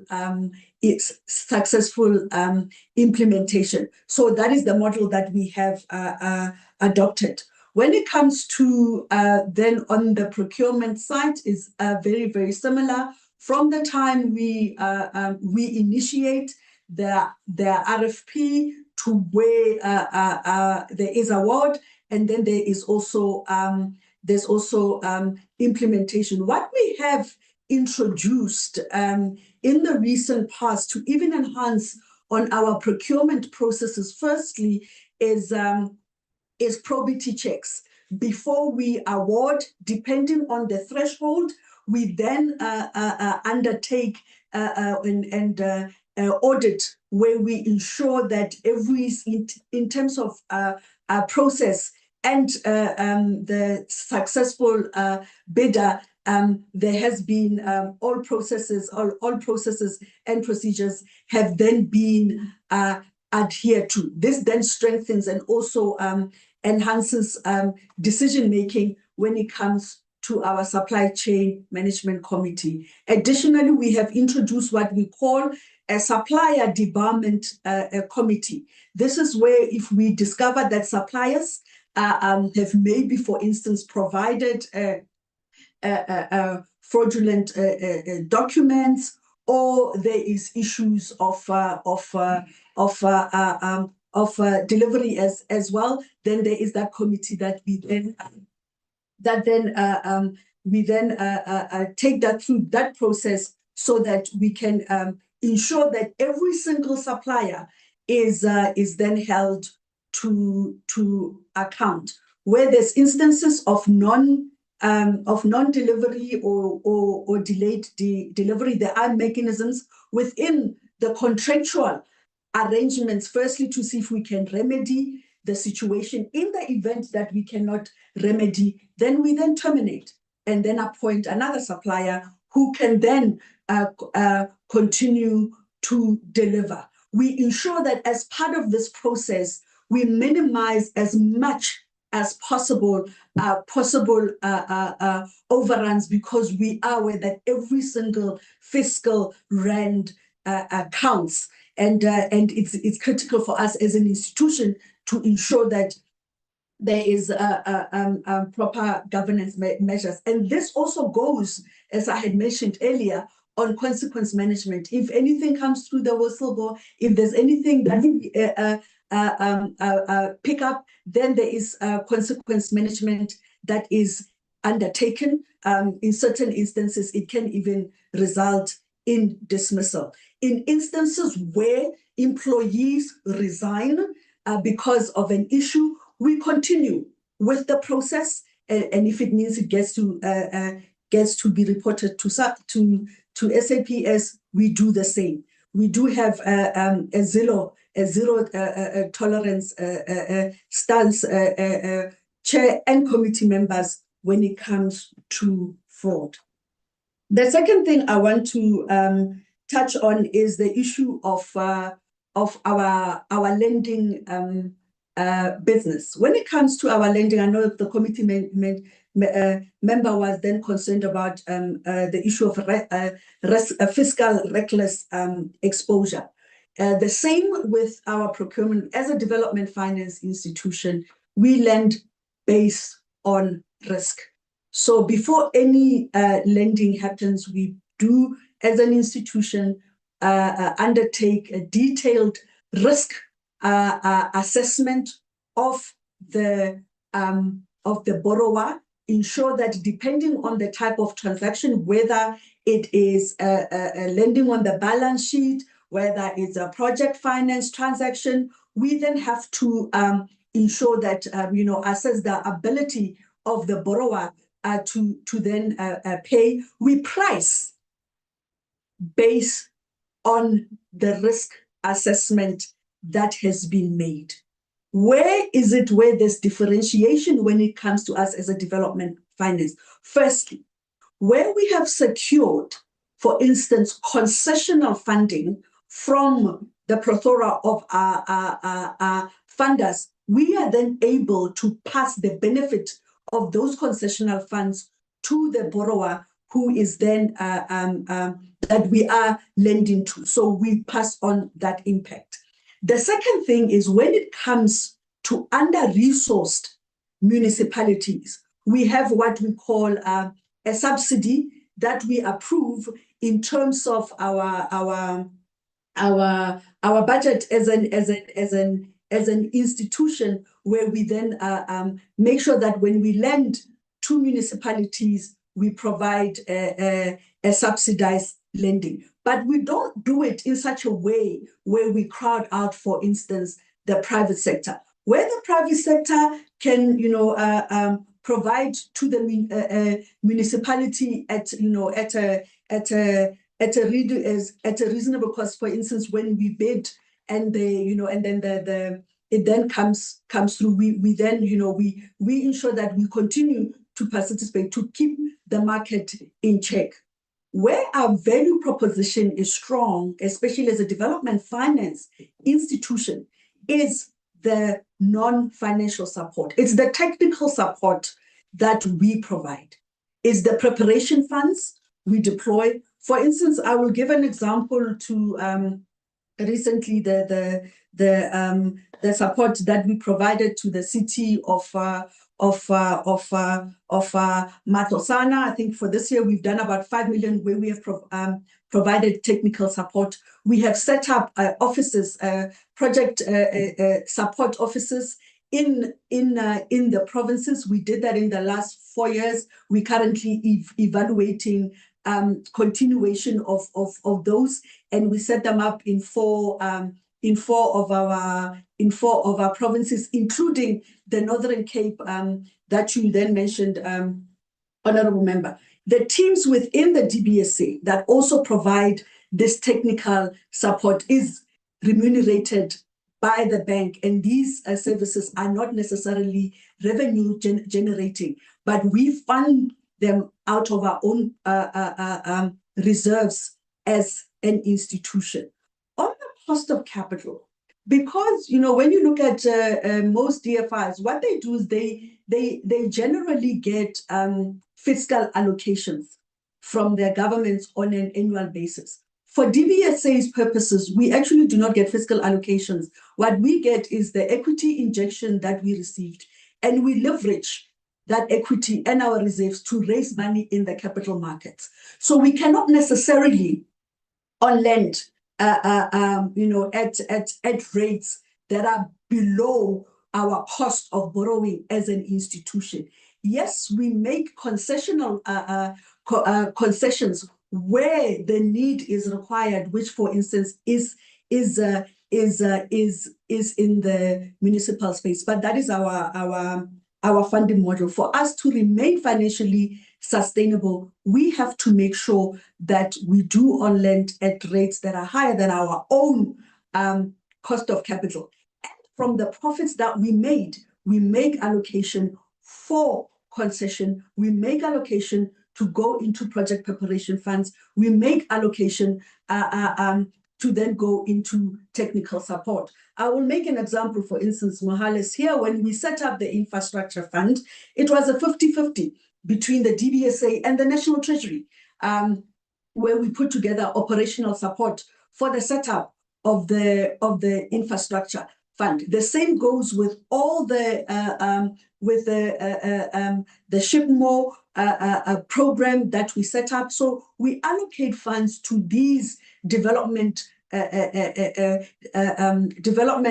sectoral program investment programs, because those programs then catalyze bigger investment for the country. So that is how then the model works. When it comes to the issue around, you mentioned inequality. We are the most unequal country in the world, and transformation is a strategic objective of the bank, and that is why even on our scorecard, you will see support when it comes to procurement, support when it comes to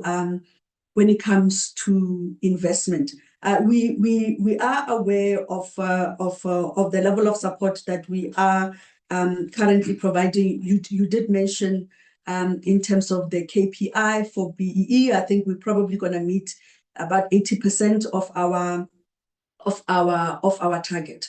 In line with what the member asked, one of the gaps that we are seeing is going a little bit up the risk curve when it comes to supporting some of these transactions that are coming through, and this is an initiative that we are embarking on. In line with our operating model, we will also be looking at supporting smaller infrastructure transactions across the country.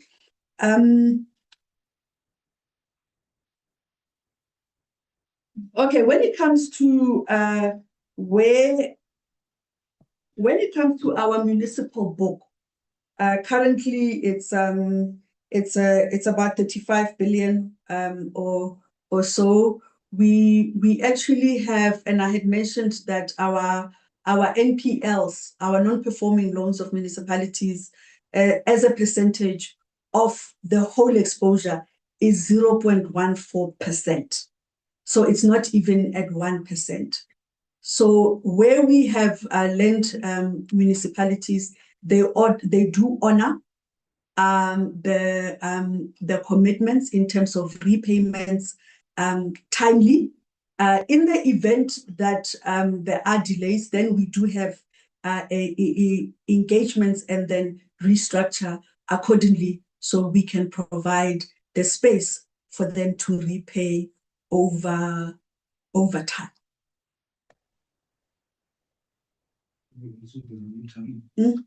The reviews that are done in the portfolio. Yes. Okay. And then what we then have within the institution as a DFI is what we call evaluation and monitoring as well. Projects that we fund, we do visit the sites during construction and post construction. We then also go and evaluate. We produce annually as an institution a sustainability report that actually indicates the projects that we have funded in detail, the jobs that we have created, and the impact on the various communities. On this partner a district model that we've been implementing now for the last three years, for instance, we're supporting 8 districts, which is Lejolabutsa, Jotabi, Thabo Mofutshanyana, Namakwa, Garsebande, Enhlazeni Vembe, and Sarah Bartman as well. And based on the work that we have done, the pipeline that is currently in due diligence, because these are opportunities that wouldn't have ordinarily been identified if we had not created this program. We are looking at a pipeline of 12.5 billion, and we are providing operational support and preparational support to those municipalities so that these projects across various sectors can then be implemented. The last thing I want to mention is, in the last 2 years, the first financial support we provided, which is what we call pledging. It's front loading, because we are aware that as an institution, with the constraints that municipalities have, or even provinces have, they then implement projects based on the fiscal space that they then have and their allocations. What we have is what we call pledging or front loading, where we actually provide funds upfront that they then pay over time, so that we can unlock economic opportunities earlier. There's a housing project we supported in Northern Cape. We also supporting Gauteng with the roads program as well. And when we support those programs, we then ensure that we monitor accordingly as well. And where there's challenges, then we work through those. I think I've touched on all the aspects. The last thing, maybe last within our IDD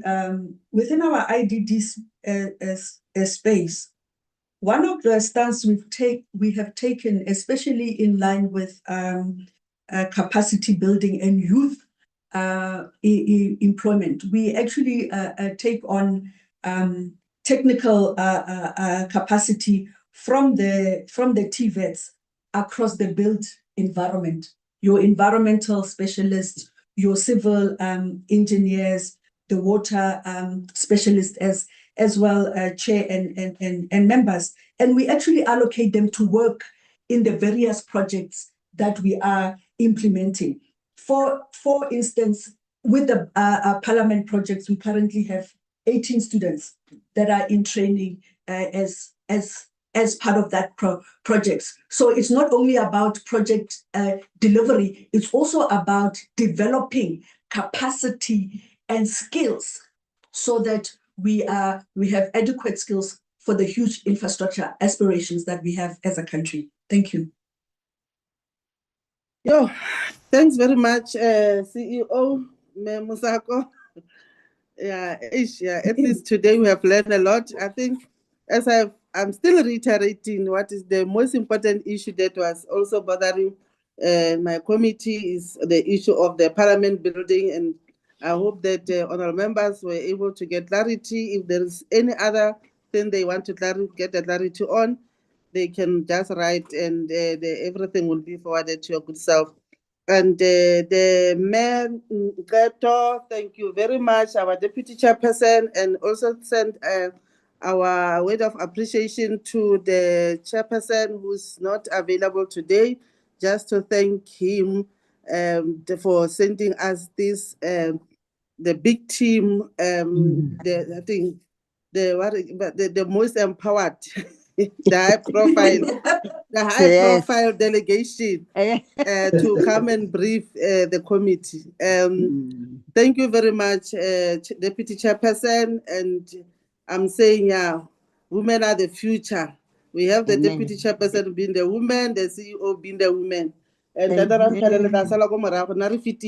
thank you very much. And with those few words, we can say thank you, and we can leave the meeting, the platform, so as we will be staying behind and deal with our own issues. Unless if there is any honorable member who's having any other issue to attend to, maybe, or the question that has not been clarified, I don't see any hand.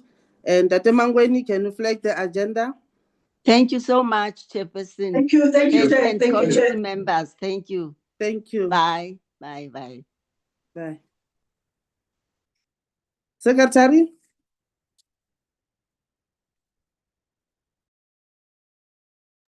Can you say, Chair?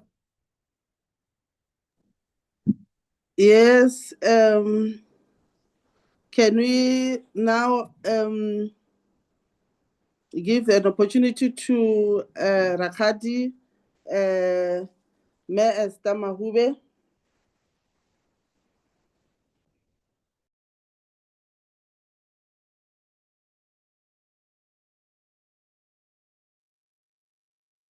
Thank you, Chairperson. It's the afternoon now. Good afternoon, members and colleagues on the platform. I'm going to take you through the committee oversight plan for the current financial year and the study tour proposal.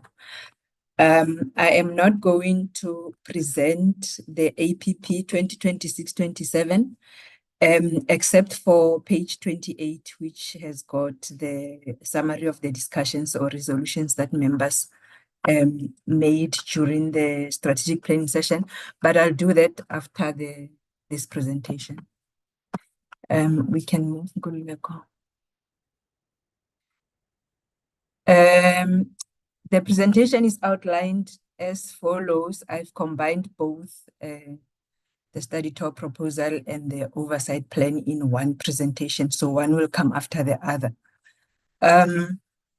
So in terms of the proposed fiscal oversight plan for the committee, we'll go through the background and the issues that transpired from the committee engagement, the proposed objectives of the oversight and the itinerary, and the expected outcomes. Similarly, with the study tour proposal, we'll discuss the background and the criteria we use to choose the country, the proposed objectives of the study tour, and what we intend to do, what we get there, and the expected outcomes.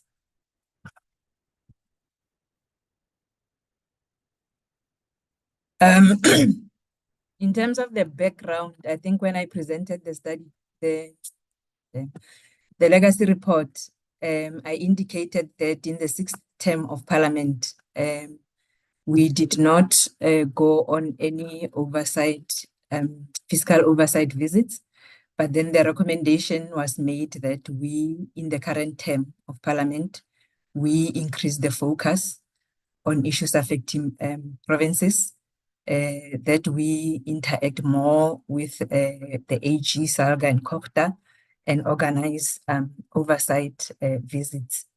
So the committee then adopted an oversight strategy based on the criteria that we will first receive briefings from National Treasury and the Auditor General on the budget performance and audit outcomes.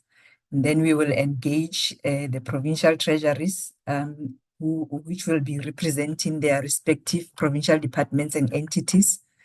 And then we will conduct a fiscal oversight visit to follow up on the issues that we would have identified during those engagements. Then from there, we consider and adopt a committee report, which will have recommendations in the House. And then from there, we follow up on the implementation of recommendations we have made. And then subsequent to that, the committee started implementing such an oversight strategy in the last financial year. We have engaged with the MECs of finance in all the provinces, with the National Treasury and all the provincial offices of the AG, both in Parliament and virtually. And in 25/6, we conducted our first oversight visit to the Northwest. So in terms of the current APP 2026-2027 proposal is that we conduct an oversight visit to the Eastern Cape province. So in the next 2 slides, I'm just going to briefly touch on the key issues that emerged when the committee engaged with the Eastern Cape province. So in terms of the overview of the province, in 2024, the Eastern Cape GDP contracted by 0.2% when the national economic growth averaged 0.5%. And the latest labor force survey for the first quarter released by the Stats SA is painting a very bleak picture of the labor market in this country. In the first quarter, the unemployment rate increased to 44.6%. That is the official unemployment rate for the Eastern Cape province. In the last quarter of 2025, it was 42.5%. Now it increased to 44.6%. That is a loss of 43,000 jobs in one quarter. And 44.6% is in comparison of South Africa's 32.7%. The overall rate of unemployment increased by 1.3 percentage points, which is a lot. However, the current situation, the first quarter situation, is not only unique to the Eastern Cape province. It's a universal problem in the country as a whole. In total, South Africa lost about 345,000 jobs in one quarter, and the Northwest lost 80,000 jobs, Gauteng 67,000, Mpumalanga 54,000. So yeah, that's the current labor market update of the country, but especially in the Eastern Cape. And the Eastern Cape province is still characterized by high rates of poverty.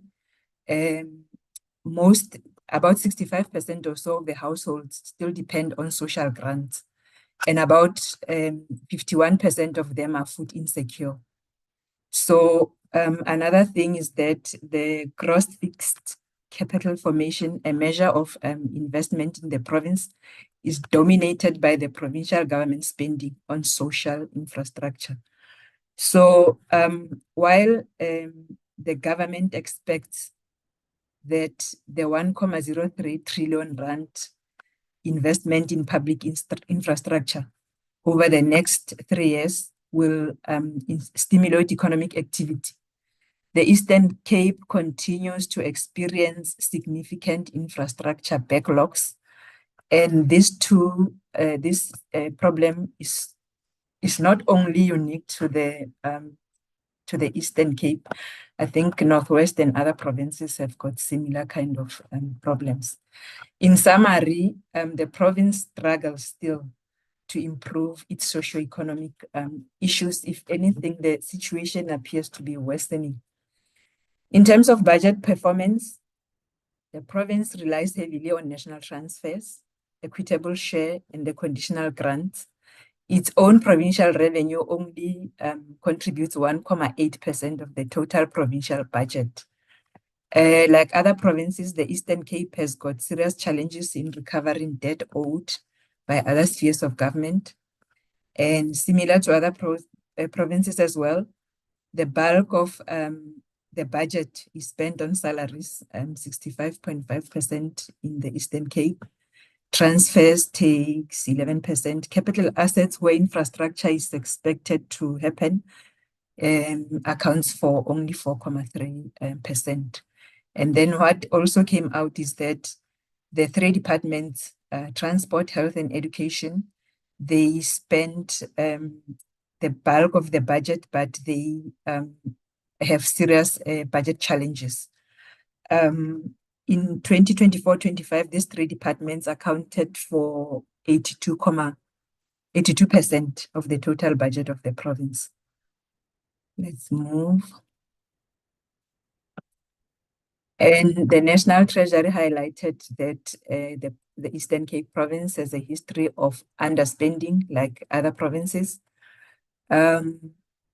And in 2024-25, underspending was mainly due to delays in submitting invoices for maintenance projects, replacing EPWP beneficiaries, and executing capital projects. One of the issues that members highlighted was that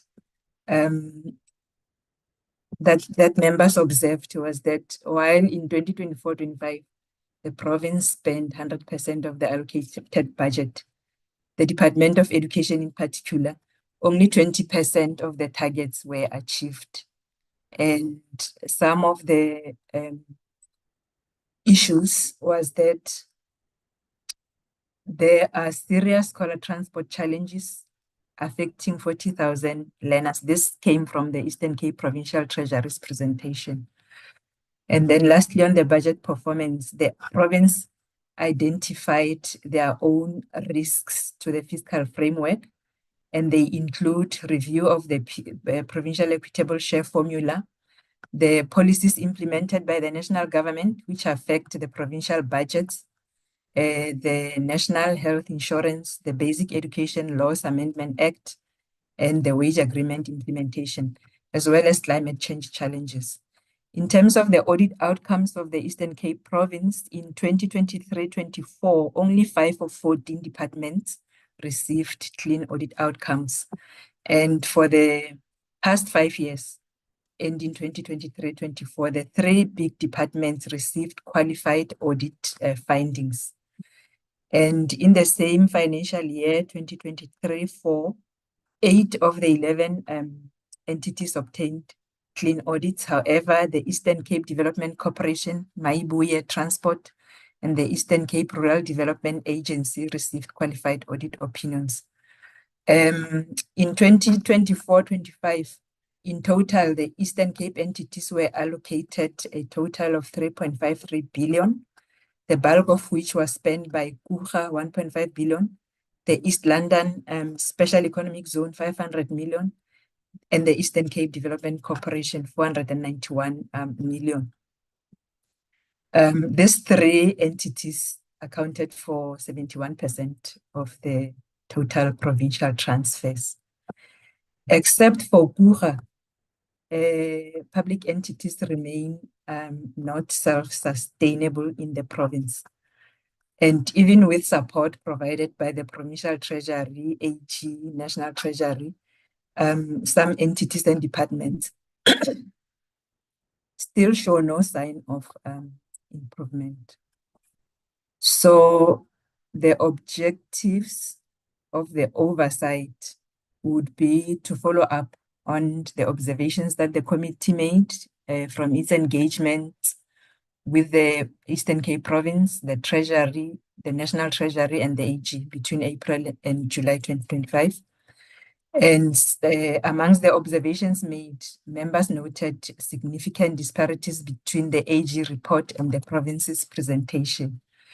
Another objective would be to follow up on one of the recommendations made in the committee's fiscal framework and revenue proposal report this year, that the provinces should use the allocated 218 billion of the total 1.3 trillion infrastructure investment spending to drive economic growth, create jobs, reduce poverty, and ensure transformation. Let me qualify that the 218 billion is not the allocation to the Eastern Cape, it's for the provincial sphere of government as a whole.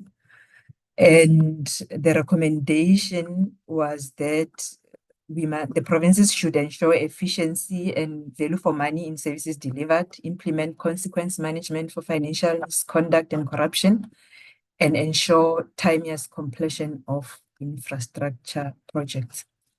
The third objective would be to oversee these infrastructure projects that are implemented by the 3 spheres of government and the entities. That is, assess the socio-economic projects with the potential to create economic growth, generate revenue, and create jobs. And assess the local government economic projects and catalytic infrastructure projects, and identify the issues that require the committee's intervention in the national sphere of government as the committee of the NCOP.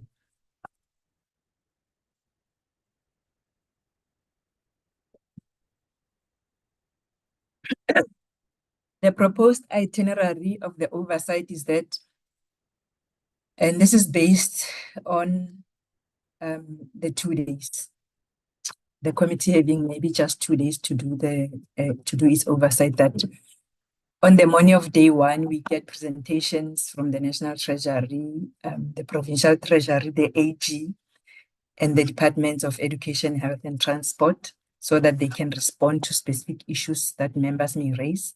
And in the afternoon, we get briefings from the entities or the departments whose projects we'll be visiting, which would include transport, public works and infrastructure, Eastern Cape Development Corporation, UGA, and Eastern Cape Rural Development Agency, and Maibuya Transport.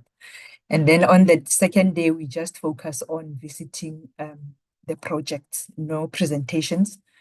And then we thinking that we should not identify too many projects for one day, maybe at least 3 projects, which are funded and implemented by the national or provincial departments and public entities. And then this slide, the next 2 slides are showing the proposed list of projects that we can visit. Most of them are in the OR Tambo District Municipality, so that's where the committee maybe can restrict itself.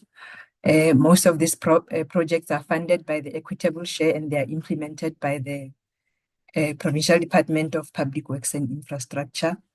Of the catalytic and local government development projects, I won't, in the interest of time, go through them one by one, but as listed, the KD Matanzima building project in Tata, Kanduli cluster offices, which will house 4 government departments, designed to enhance local government services and stimulate economic growth in the area, the Bisho office precinct and state accommodation.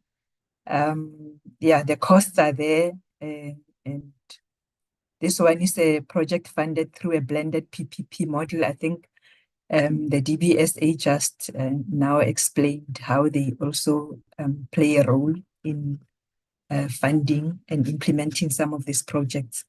Then there's Makanda Artisan Development Center. You can move to the next slide. And then there's the water project, Zimbubu. The estimated cost of the project is 15 billion, and it's channeled through the budget facility for infrastructure approved by the National Treasury in 2022. I think the DBSA is also part of implementing this one as well.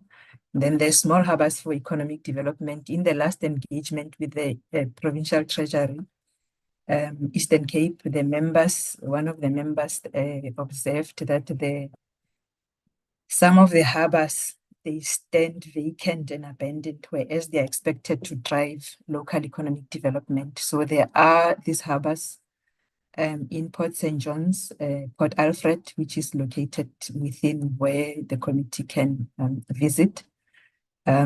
Yes, these harbors are also aimed to stimulate local economic growth. Then there's the Industrial Parks Revitalization Program implemented by the Eastern Cape Development Corporation.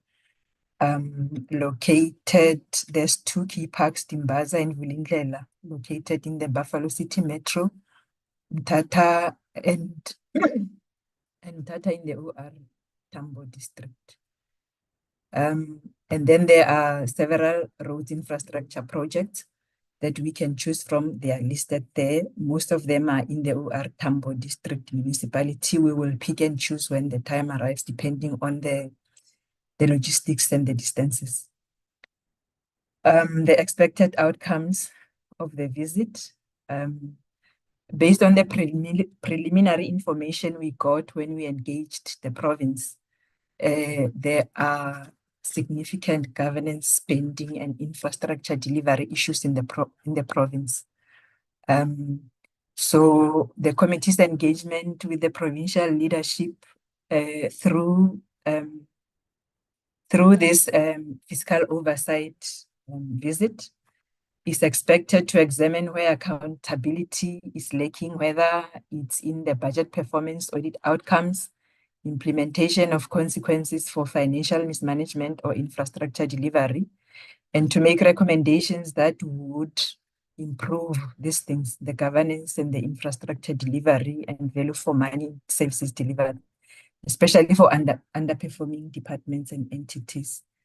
And ultimately, these recommendations, we are hoping, will assist the provincial economy to grow, create much needed jobs, enhance revenue collection, and improve the quality of services delivered in the province, and also to strengthen the committee's fiscal oversight mandate.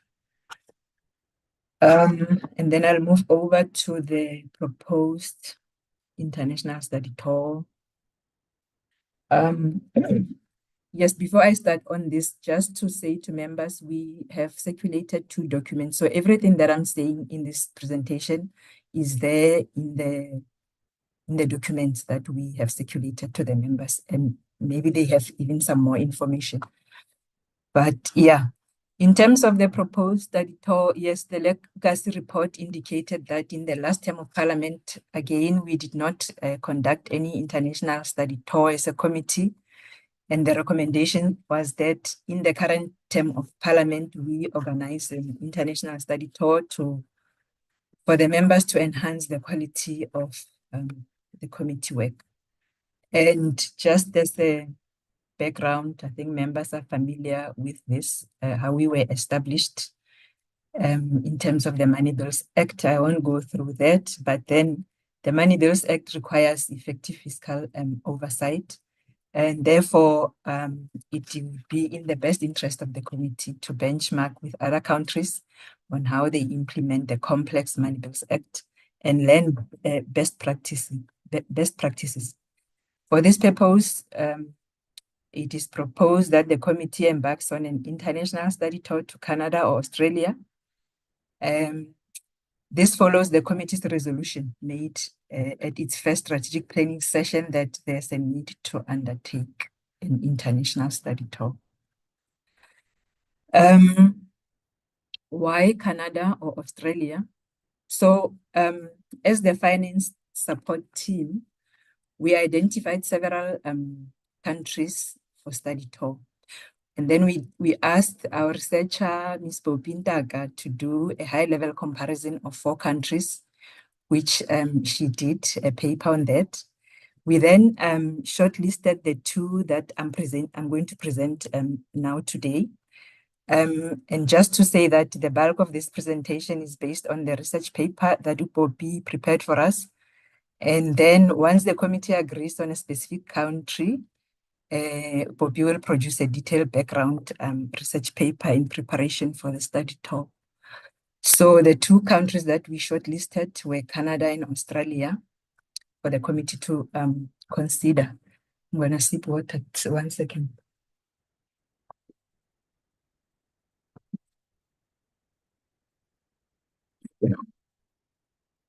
So the criteria used to select that country was we looking at the structure of the parliament, the legislative powers to amend the budget, the legislative timeframes for processing the budget, the institutions supporting parliamentary budget oversight, and how they conduct their public participation processes.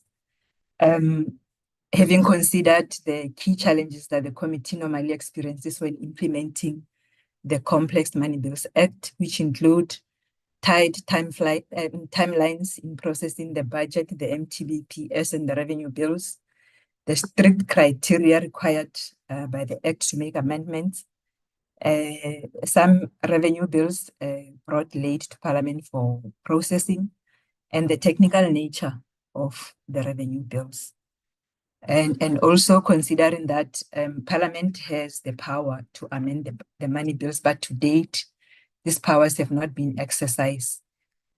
However, there has been some renewed interest in lately in amending the budget. So this table compares Australia and Canada based on the criteria that I have indicated, that we looked at the structure of Parliament. So Canada has got The upper and lower houses of parliament is bicameral. It's got 10 provinces and 3 territories. It's got provincial departments and provincial treasuries or federal treasuries. Australia, on the other hand, does not have provinces, but it does have 6 states and 2 main self-governing territories. In terms of legislative powers for amending the budget, Canada has got limited power to amend the budget. They may not decrease existing expenditure or revenue. That would require a royal recommendation from the cabinet. In Australia, the Senate may not amend the proposed laws imposing taxation either. In terms of the legislative timeframes, there's no legal mandate for tabling. Okay, Mr. Ryder, I'm noting that. I'm noting that. Thank you. No legal mandate for Canada. However, in Australia, the budget is normally tabled in May. In terms of the institutions supporting parliamentary oversight, both countries have their PBOs.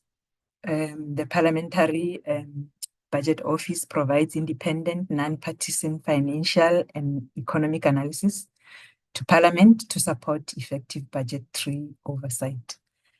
Similarly, in Australia, in terms of public participation, in Canada, the Standing Committee on Finance organizes extensive pre-budget hearings to complement those that are run by the Department of Finance. And they also run online consultations. In Australia, the Treasury conducts pre-budget consultations annually to gather public input on priorities for the upcoming federal budget. They also run an online survey. We can move to the next slide. The proposed objectives of the study tour are as follows. We think that the committee can draw valuable best practices regarding engaging early in the budget process through pre-budget debates or consultations. And we can draw lessons from how the PBOs or independent financial institutions in other countries support parliamentary oversight. We can learn how public consultation can be strengthened by moving beyond public hearings. We can draw comparisons and similarities on the role of NCOP committees or upper house committees in passing the money bills, and also understand how Parliament determines the impact of legislation passed, particularly on the provincial and local sphere of government.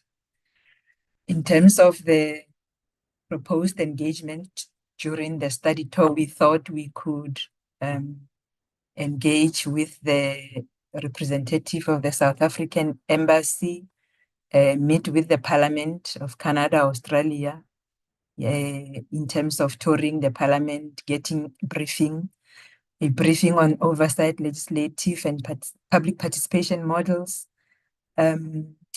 processing of money bills, and engagement with the counterpart committee on finance. And we could also engage with the PBO, the Ministry of Finance. I'm not going to read through all of those. The provincial treasury and/or a provincial department, the SARS counterpart, I think it's called the Revenue Agency or Taxation Office in one of the countries, and the central bank, the Reserve Bank counterpart. And yeah, engage on all those issues. And the expected outcomes, just to strengthen the committee's work and enhance Parliament's role in processing the relevant aspects of the Money Bills Act, to enhance the committee's legislative and oversight functions, particularly on the provincial and local spheres of government, to learn more about other methods of public participation, and to enhance the knowledge and skills of committee members and support staff capacity building, and improve the committee processes in terms of how the committee scrutinizes the budget more effectively and strengthen accountability, governance, and improve decision making. That's the end of my presentation. And then in terms of the APP 2026-27, Nkululeko, I'm going to ask you to slide page 28.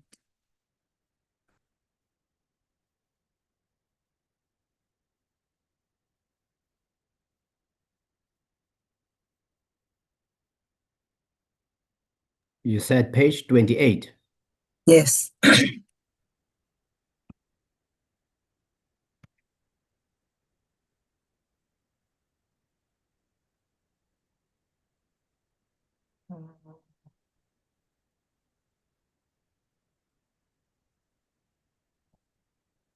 There we go. Yeah. Okay. Okay. Yes. Sure.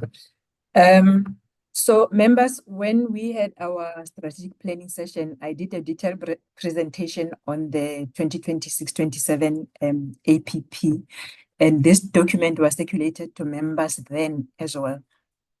So what is new in this document is just this page 28, where I was summarizing the resolutions and discussions of the committee on that day.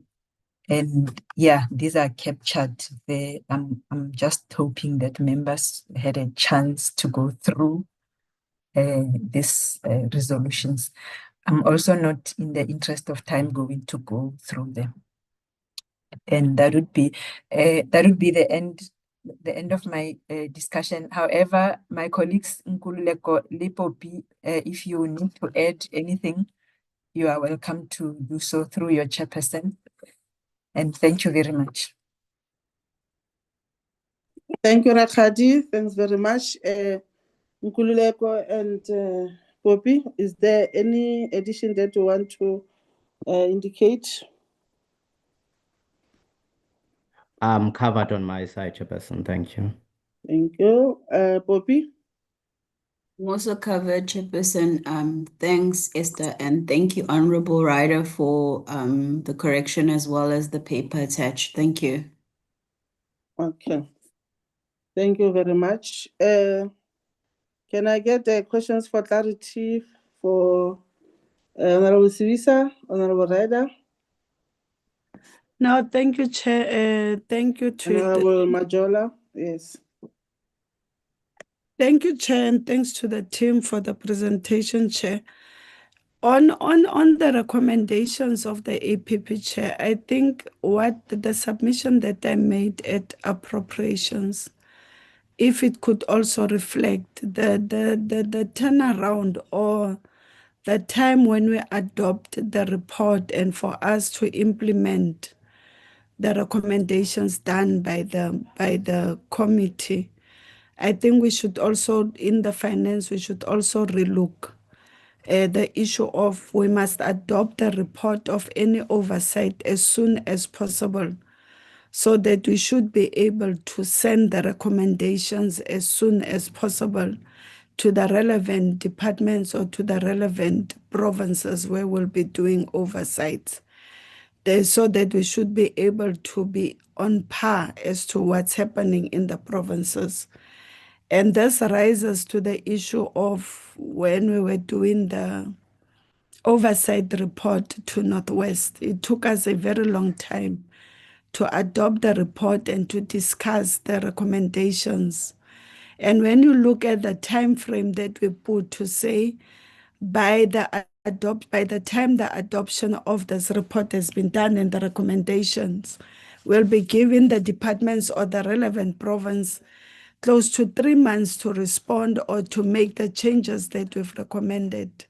And if we take longer to actually adopt the report, it means that it takes longer for the recommendations to arrive at the relevant departments or the provinces.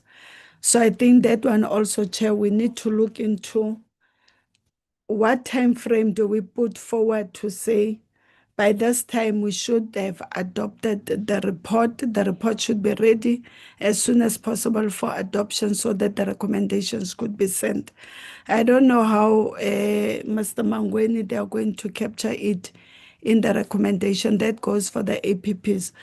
When I go to the issue of Eastern Cape, and I think it's the suggested places that need to be visited. I thought that we would also look into if we can see one human settlement. I think there is a provision. I'm not sure whether it's finance or appropriation. I stand to be corrected, Chair. Human settlement and the equitable share and the funds that are made available through the grants. I stand to be corrected, Chair. We are still new in this thing. I thought maybe we'd also look into one human settlement where there is a lack of provision of houses. But other than that, I'm happy about all those projects that has been suggested. Is very relevant. Thank you, Chair. Thank you, Honorable Sibisa. Chair of Chairs. Thank you, Chairperson. Yeah, I do want to make one strong point, please. Let's remember there's an election at the end of the year. And so overseas trips between now and November are unlikely to be permitted by my party. So if we can take that into consideration when we're looking at possible dates. I do think that Australia has got some very close similarities with South Africa. That paper that I've posted in the chat is quite informative. They have got the national level of government. They've got 8 territories, similar to our 9 provinces. And then they've got over 500 local municipalities, which is quite interesting. Yeah, and how they divide the revenue there, I'm not sure. I think that would be that would certainly be worth finding out. If we go to Canada, well, please just don't go in winter. Chairperson, yeah, and then in terms of the oversight, the local oversight, I think there were some good recommendations there.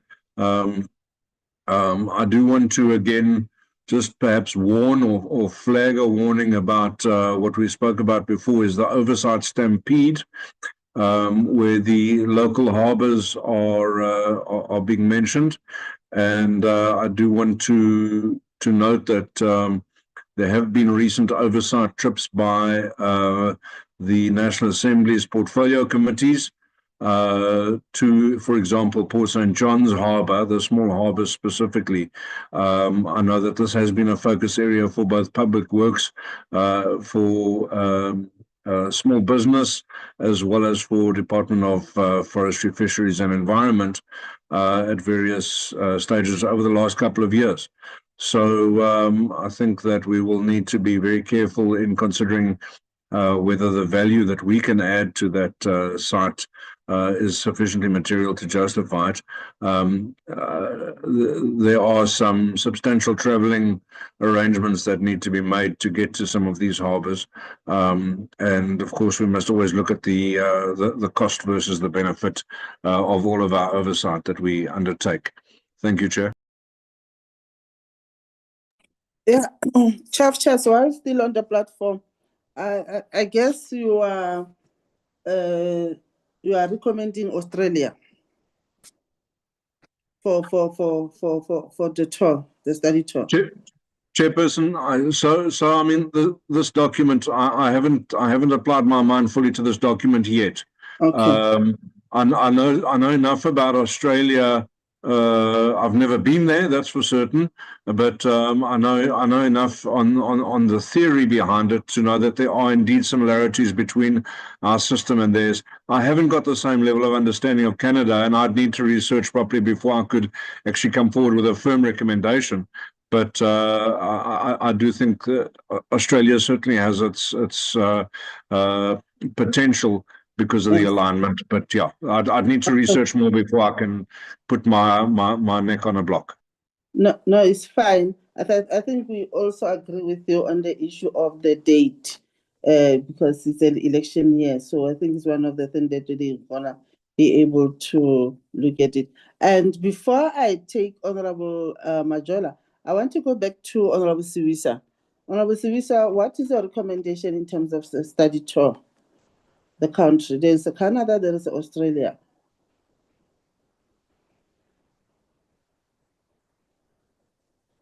Is Honorable Sibisa okay? Yes, he's still here.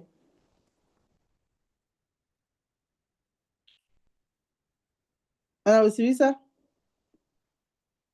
Okay. While we're still looking for her, can we go to Honorable Majola?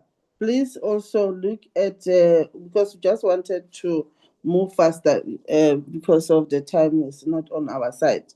Let's go to Honorable Majola. Thank you, Madam Chair. Greetings to the colleagues. Madam Chair, I'll be very quick as I've been covered with regards to the anticipated dates for both local and international visits. Madam Chair, with support of the Eastern Cape, looking at the crisis in terms of the issues highlighted in this proposed report, I fully support the Eastern Cape. With a small reservation with regards to the two proposed international tour studies, being Canada and Australia. Madam Chair, we need to compare April with the April, where we can so as we can benefit from our study. These countries, these two proposed countries, Madam Chair, are well-developed countries. I know it's arising from a study, as the presenter indicated, that suggested the two countries. But I would love, Madam Chair, to see us studying from the developing but fast-growing countries in terms of economy, so as we will start on the same starting line to see where they have left us in terms of pace. So I will recommend. Well, I don't know what criteria that influence Canada and Australia, but my suggestion would be the countries like India and China. I don't know. Maybe the focus was paid into that category that we need to learn from the countries that we are in the same par with regards to the economic growth. Thank you, Madam Chair. I'm covered with the first question regarding the anticipated date, looking at the forthcoming local government election. Thank you.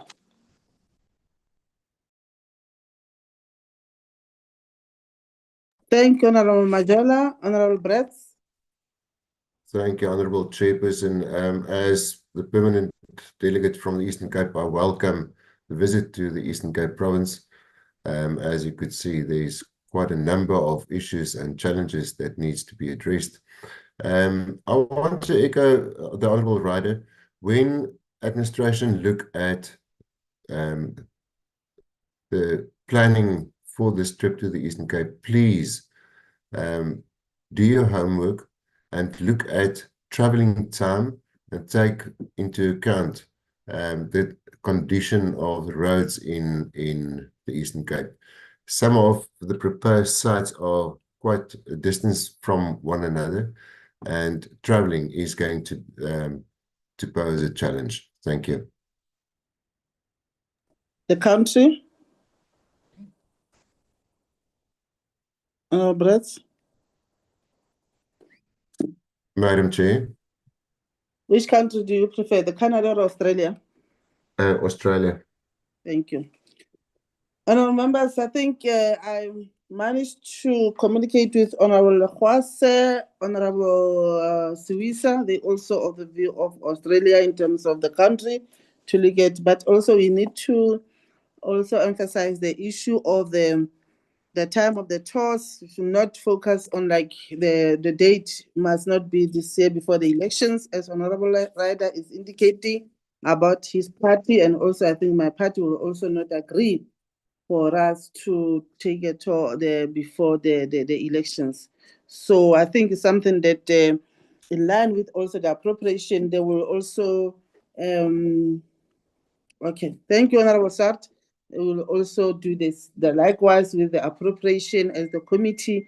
I think, other members, I think this brings us to the last matters that we have done.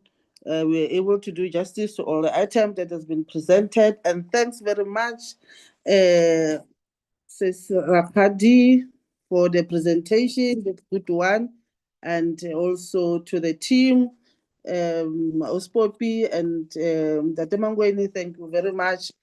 Honorable Datemangweni, please can you flag the agenda there so that we can finalize our meeting today. I think Datemangweni. Yes, Chair, I'm on it. Okay.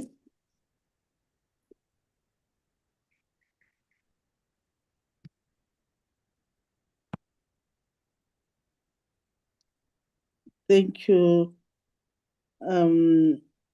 Yes, thank you very much. Honorable members, my apologies. I nearly said, can we refer the item 7 to the next meeting, honorable members, because I see it's almost late, and I'm not sure if there is any. We are left with 7 minutes to 1. And then let's refer the minutes to the next meeting. I don't think it's gonna be a problem. Thanks very much. I see the thumb of the hands of Honorable Lekhwase, and I hope that all the honorable members, the Honorable Suisa, thank you. That the minutes, the outstanding matters is now being referred to. The outstanding minutes will refer to the next meeting, whereby we'll be adopting the minutes holistically, including today's presentation or the briefing by the DBSA.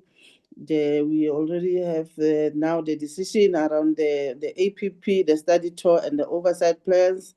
Thank you very much to honorable members and the team led by Datemangweni and Sis Esther. I think that brings us to the end of the meeting. Thank you very much. The meeting stands adjourned. Thank you, Chair. Sorry, before members go, I think we must adopt the APP first. I thought they moved for that. I saw that unless if there is any. Okay, can we get the mover and the seconder for that? I thought because of the honorable members were emphasizing on the other issue. Lekhwase moves, Chair. Lekhwase move. Second, Chair. Honorable Suisa second. Thank you very much. Are you happy, Rakadi? Happiness, yes. Thank you very much, and I hope you got it clear that the country will be the Australia, and Yes. yes, and also there are issues that has been raised by honorable members in relation to the oversight to Eastern Cape. You need to be very careful on identifying whether it's a district or the municipality where we'll be doing the oversight there, please. Noted, Chair. Thank you. Thank you very much. The meeting stands adjourned. Thank you.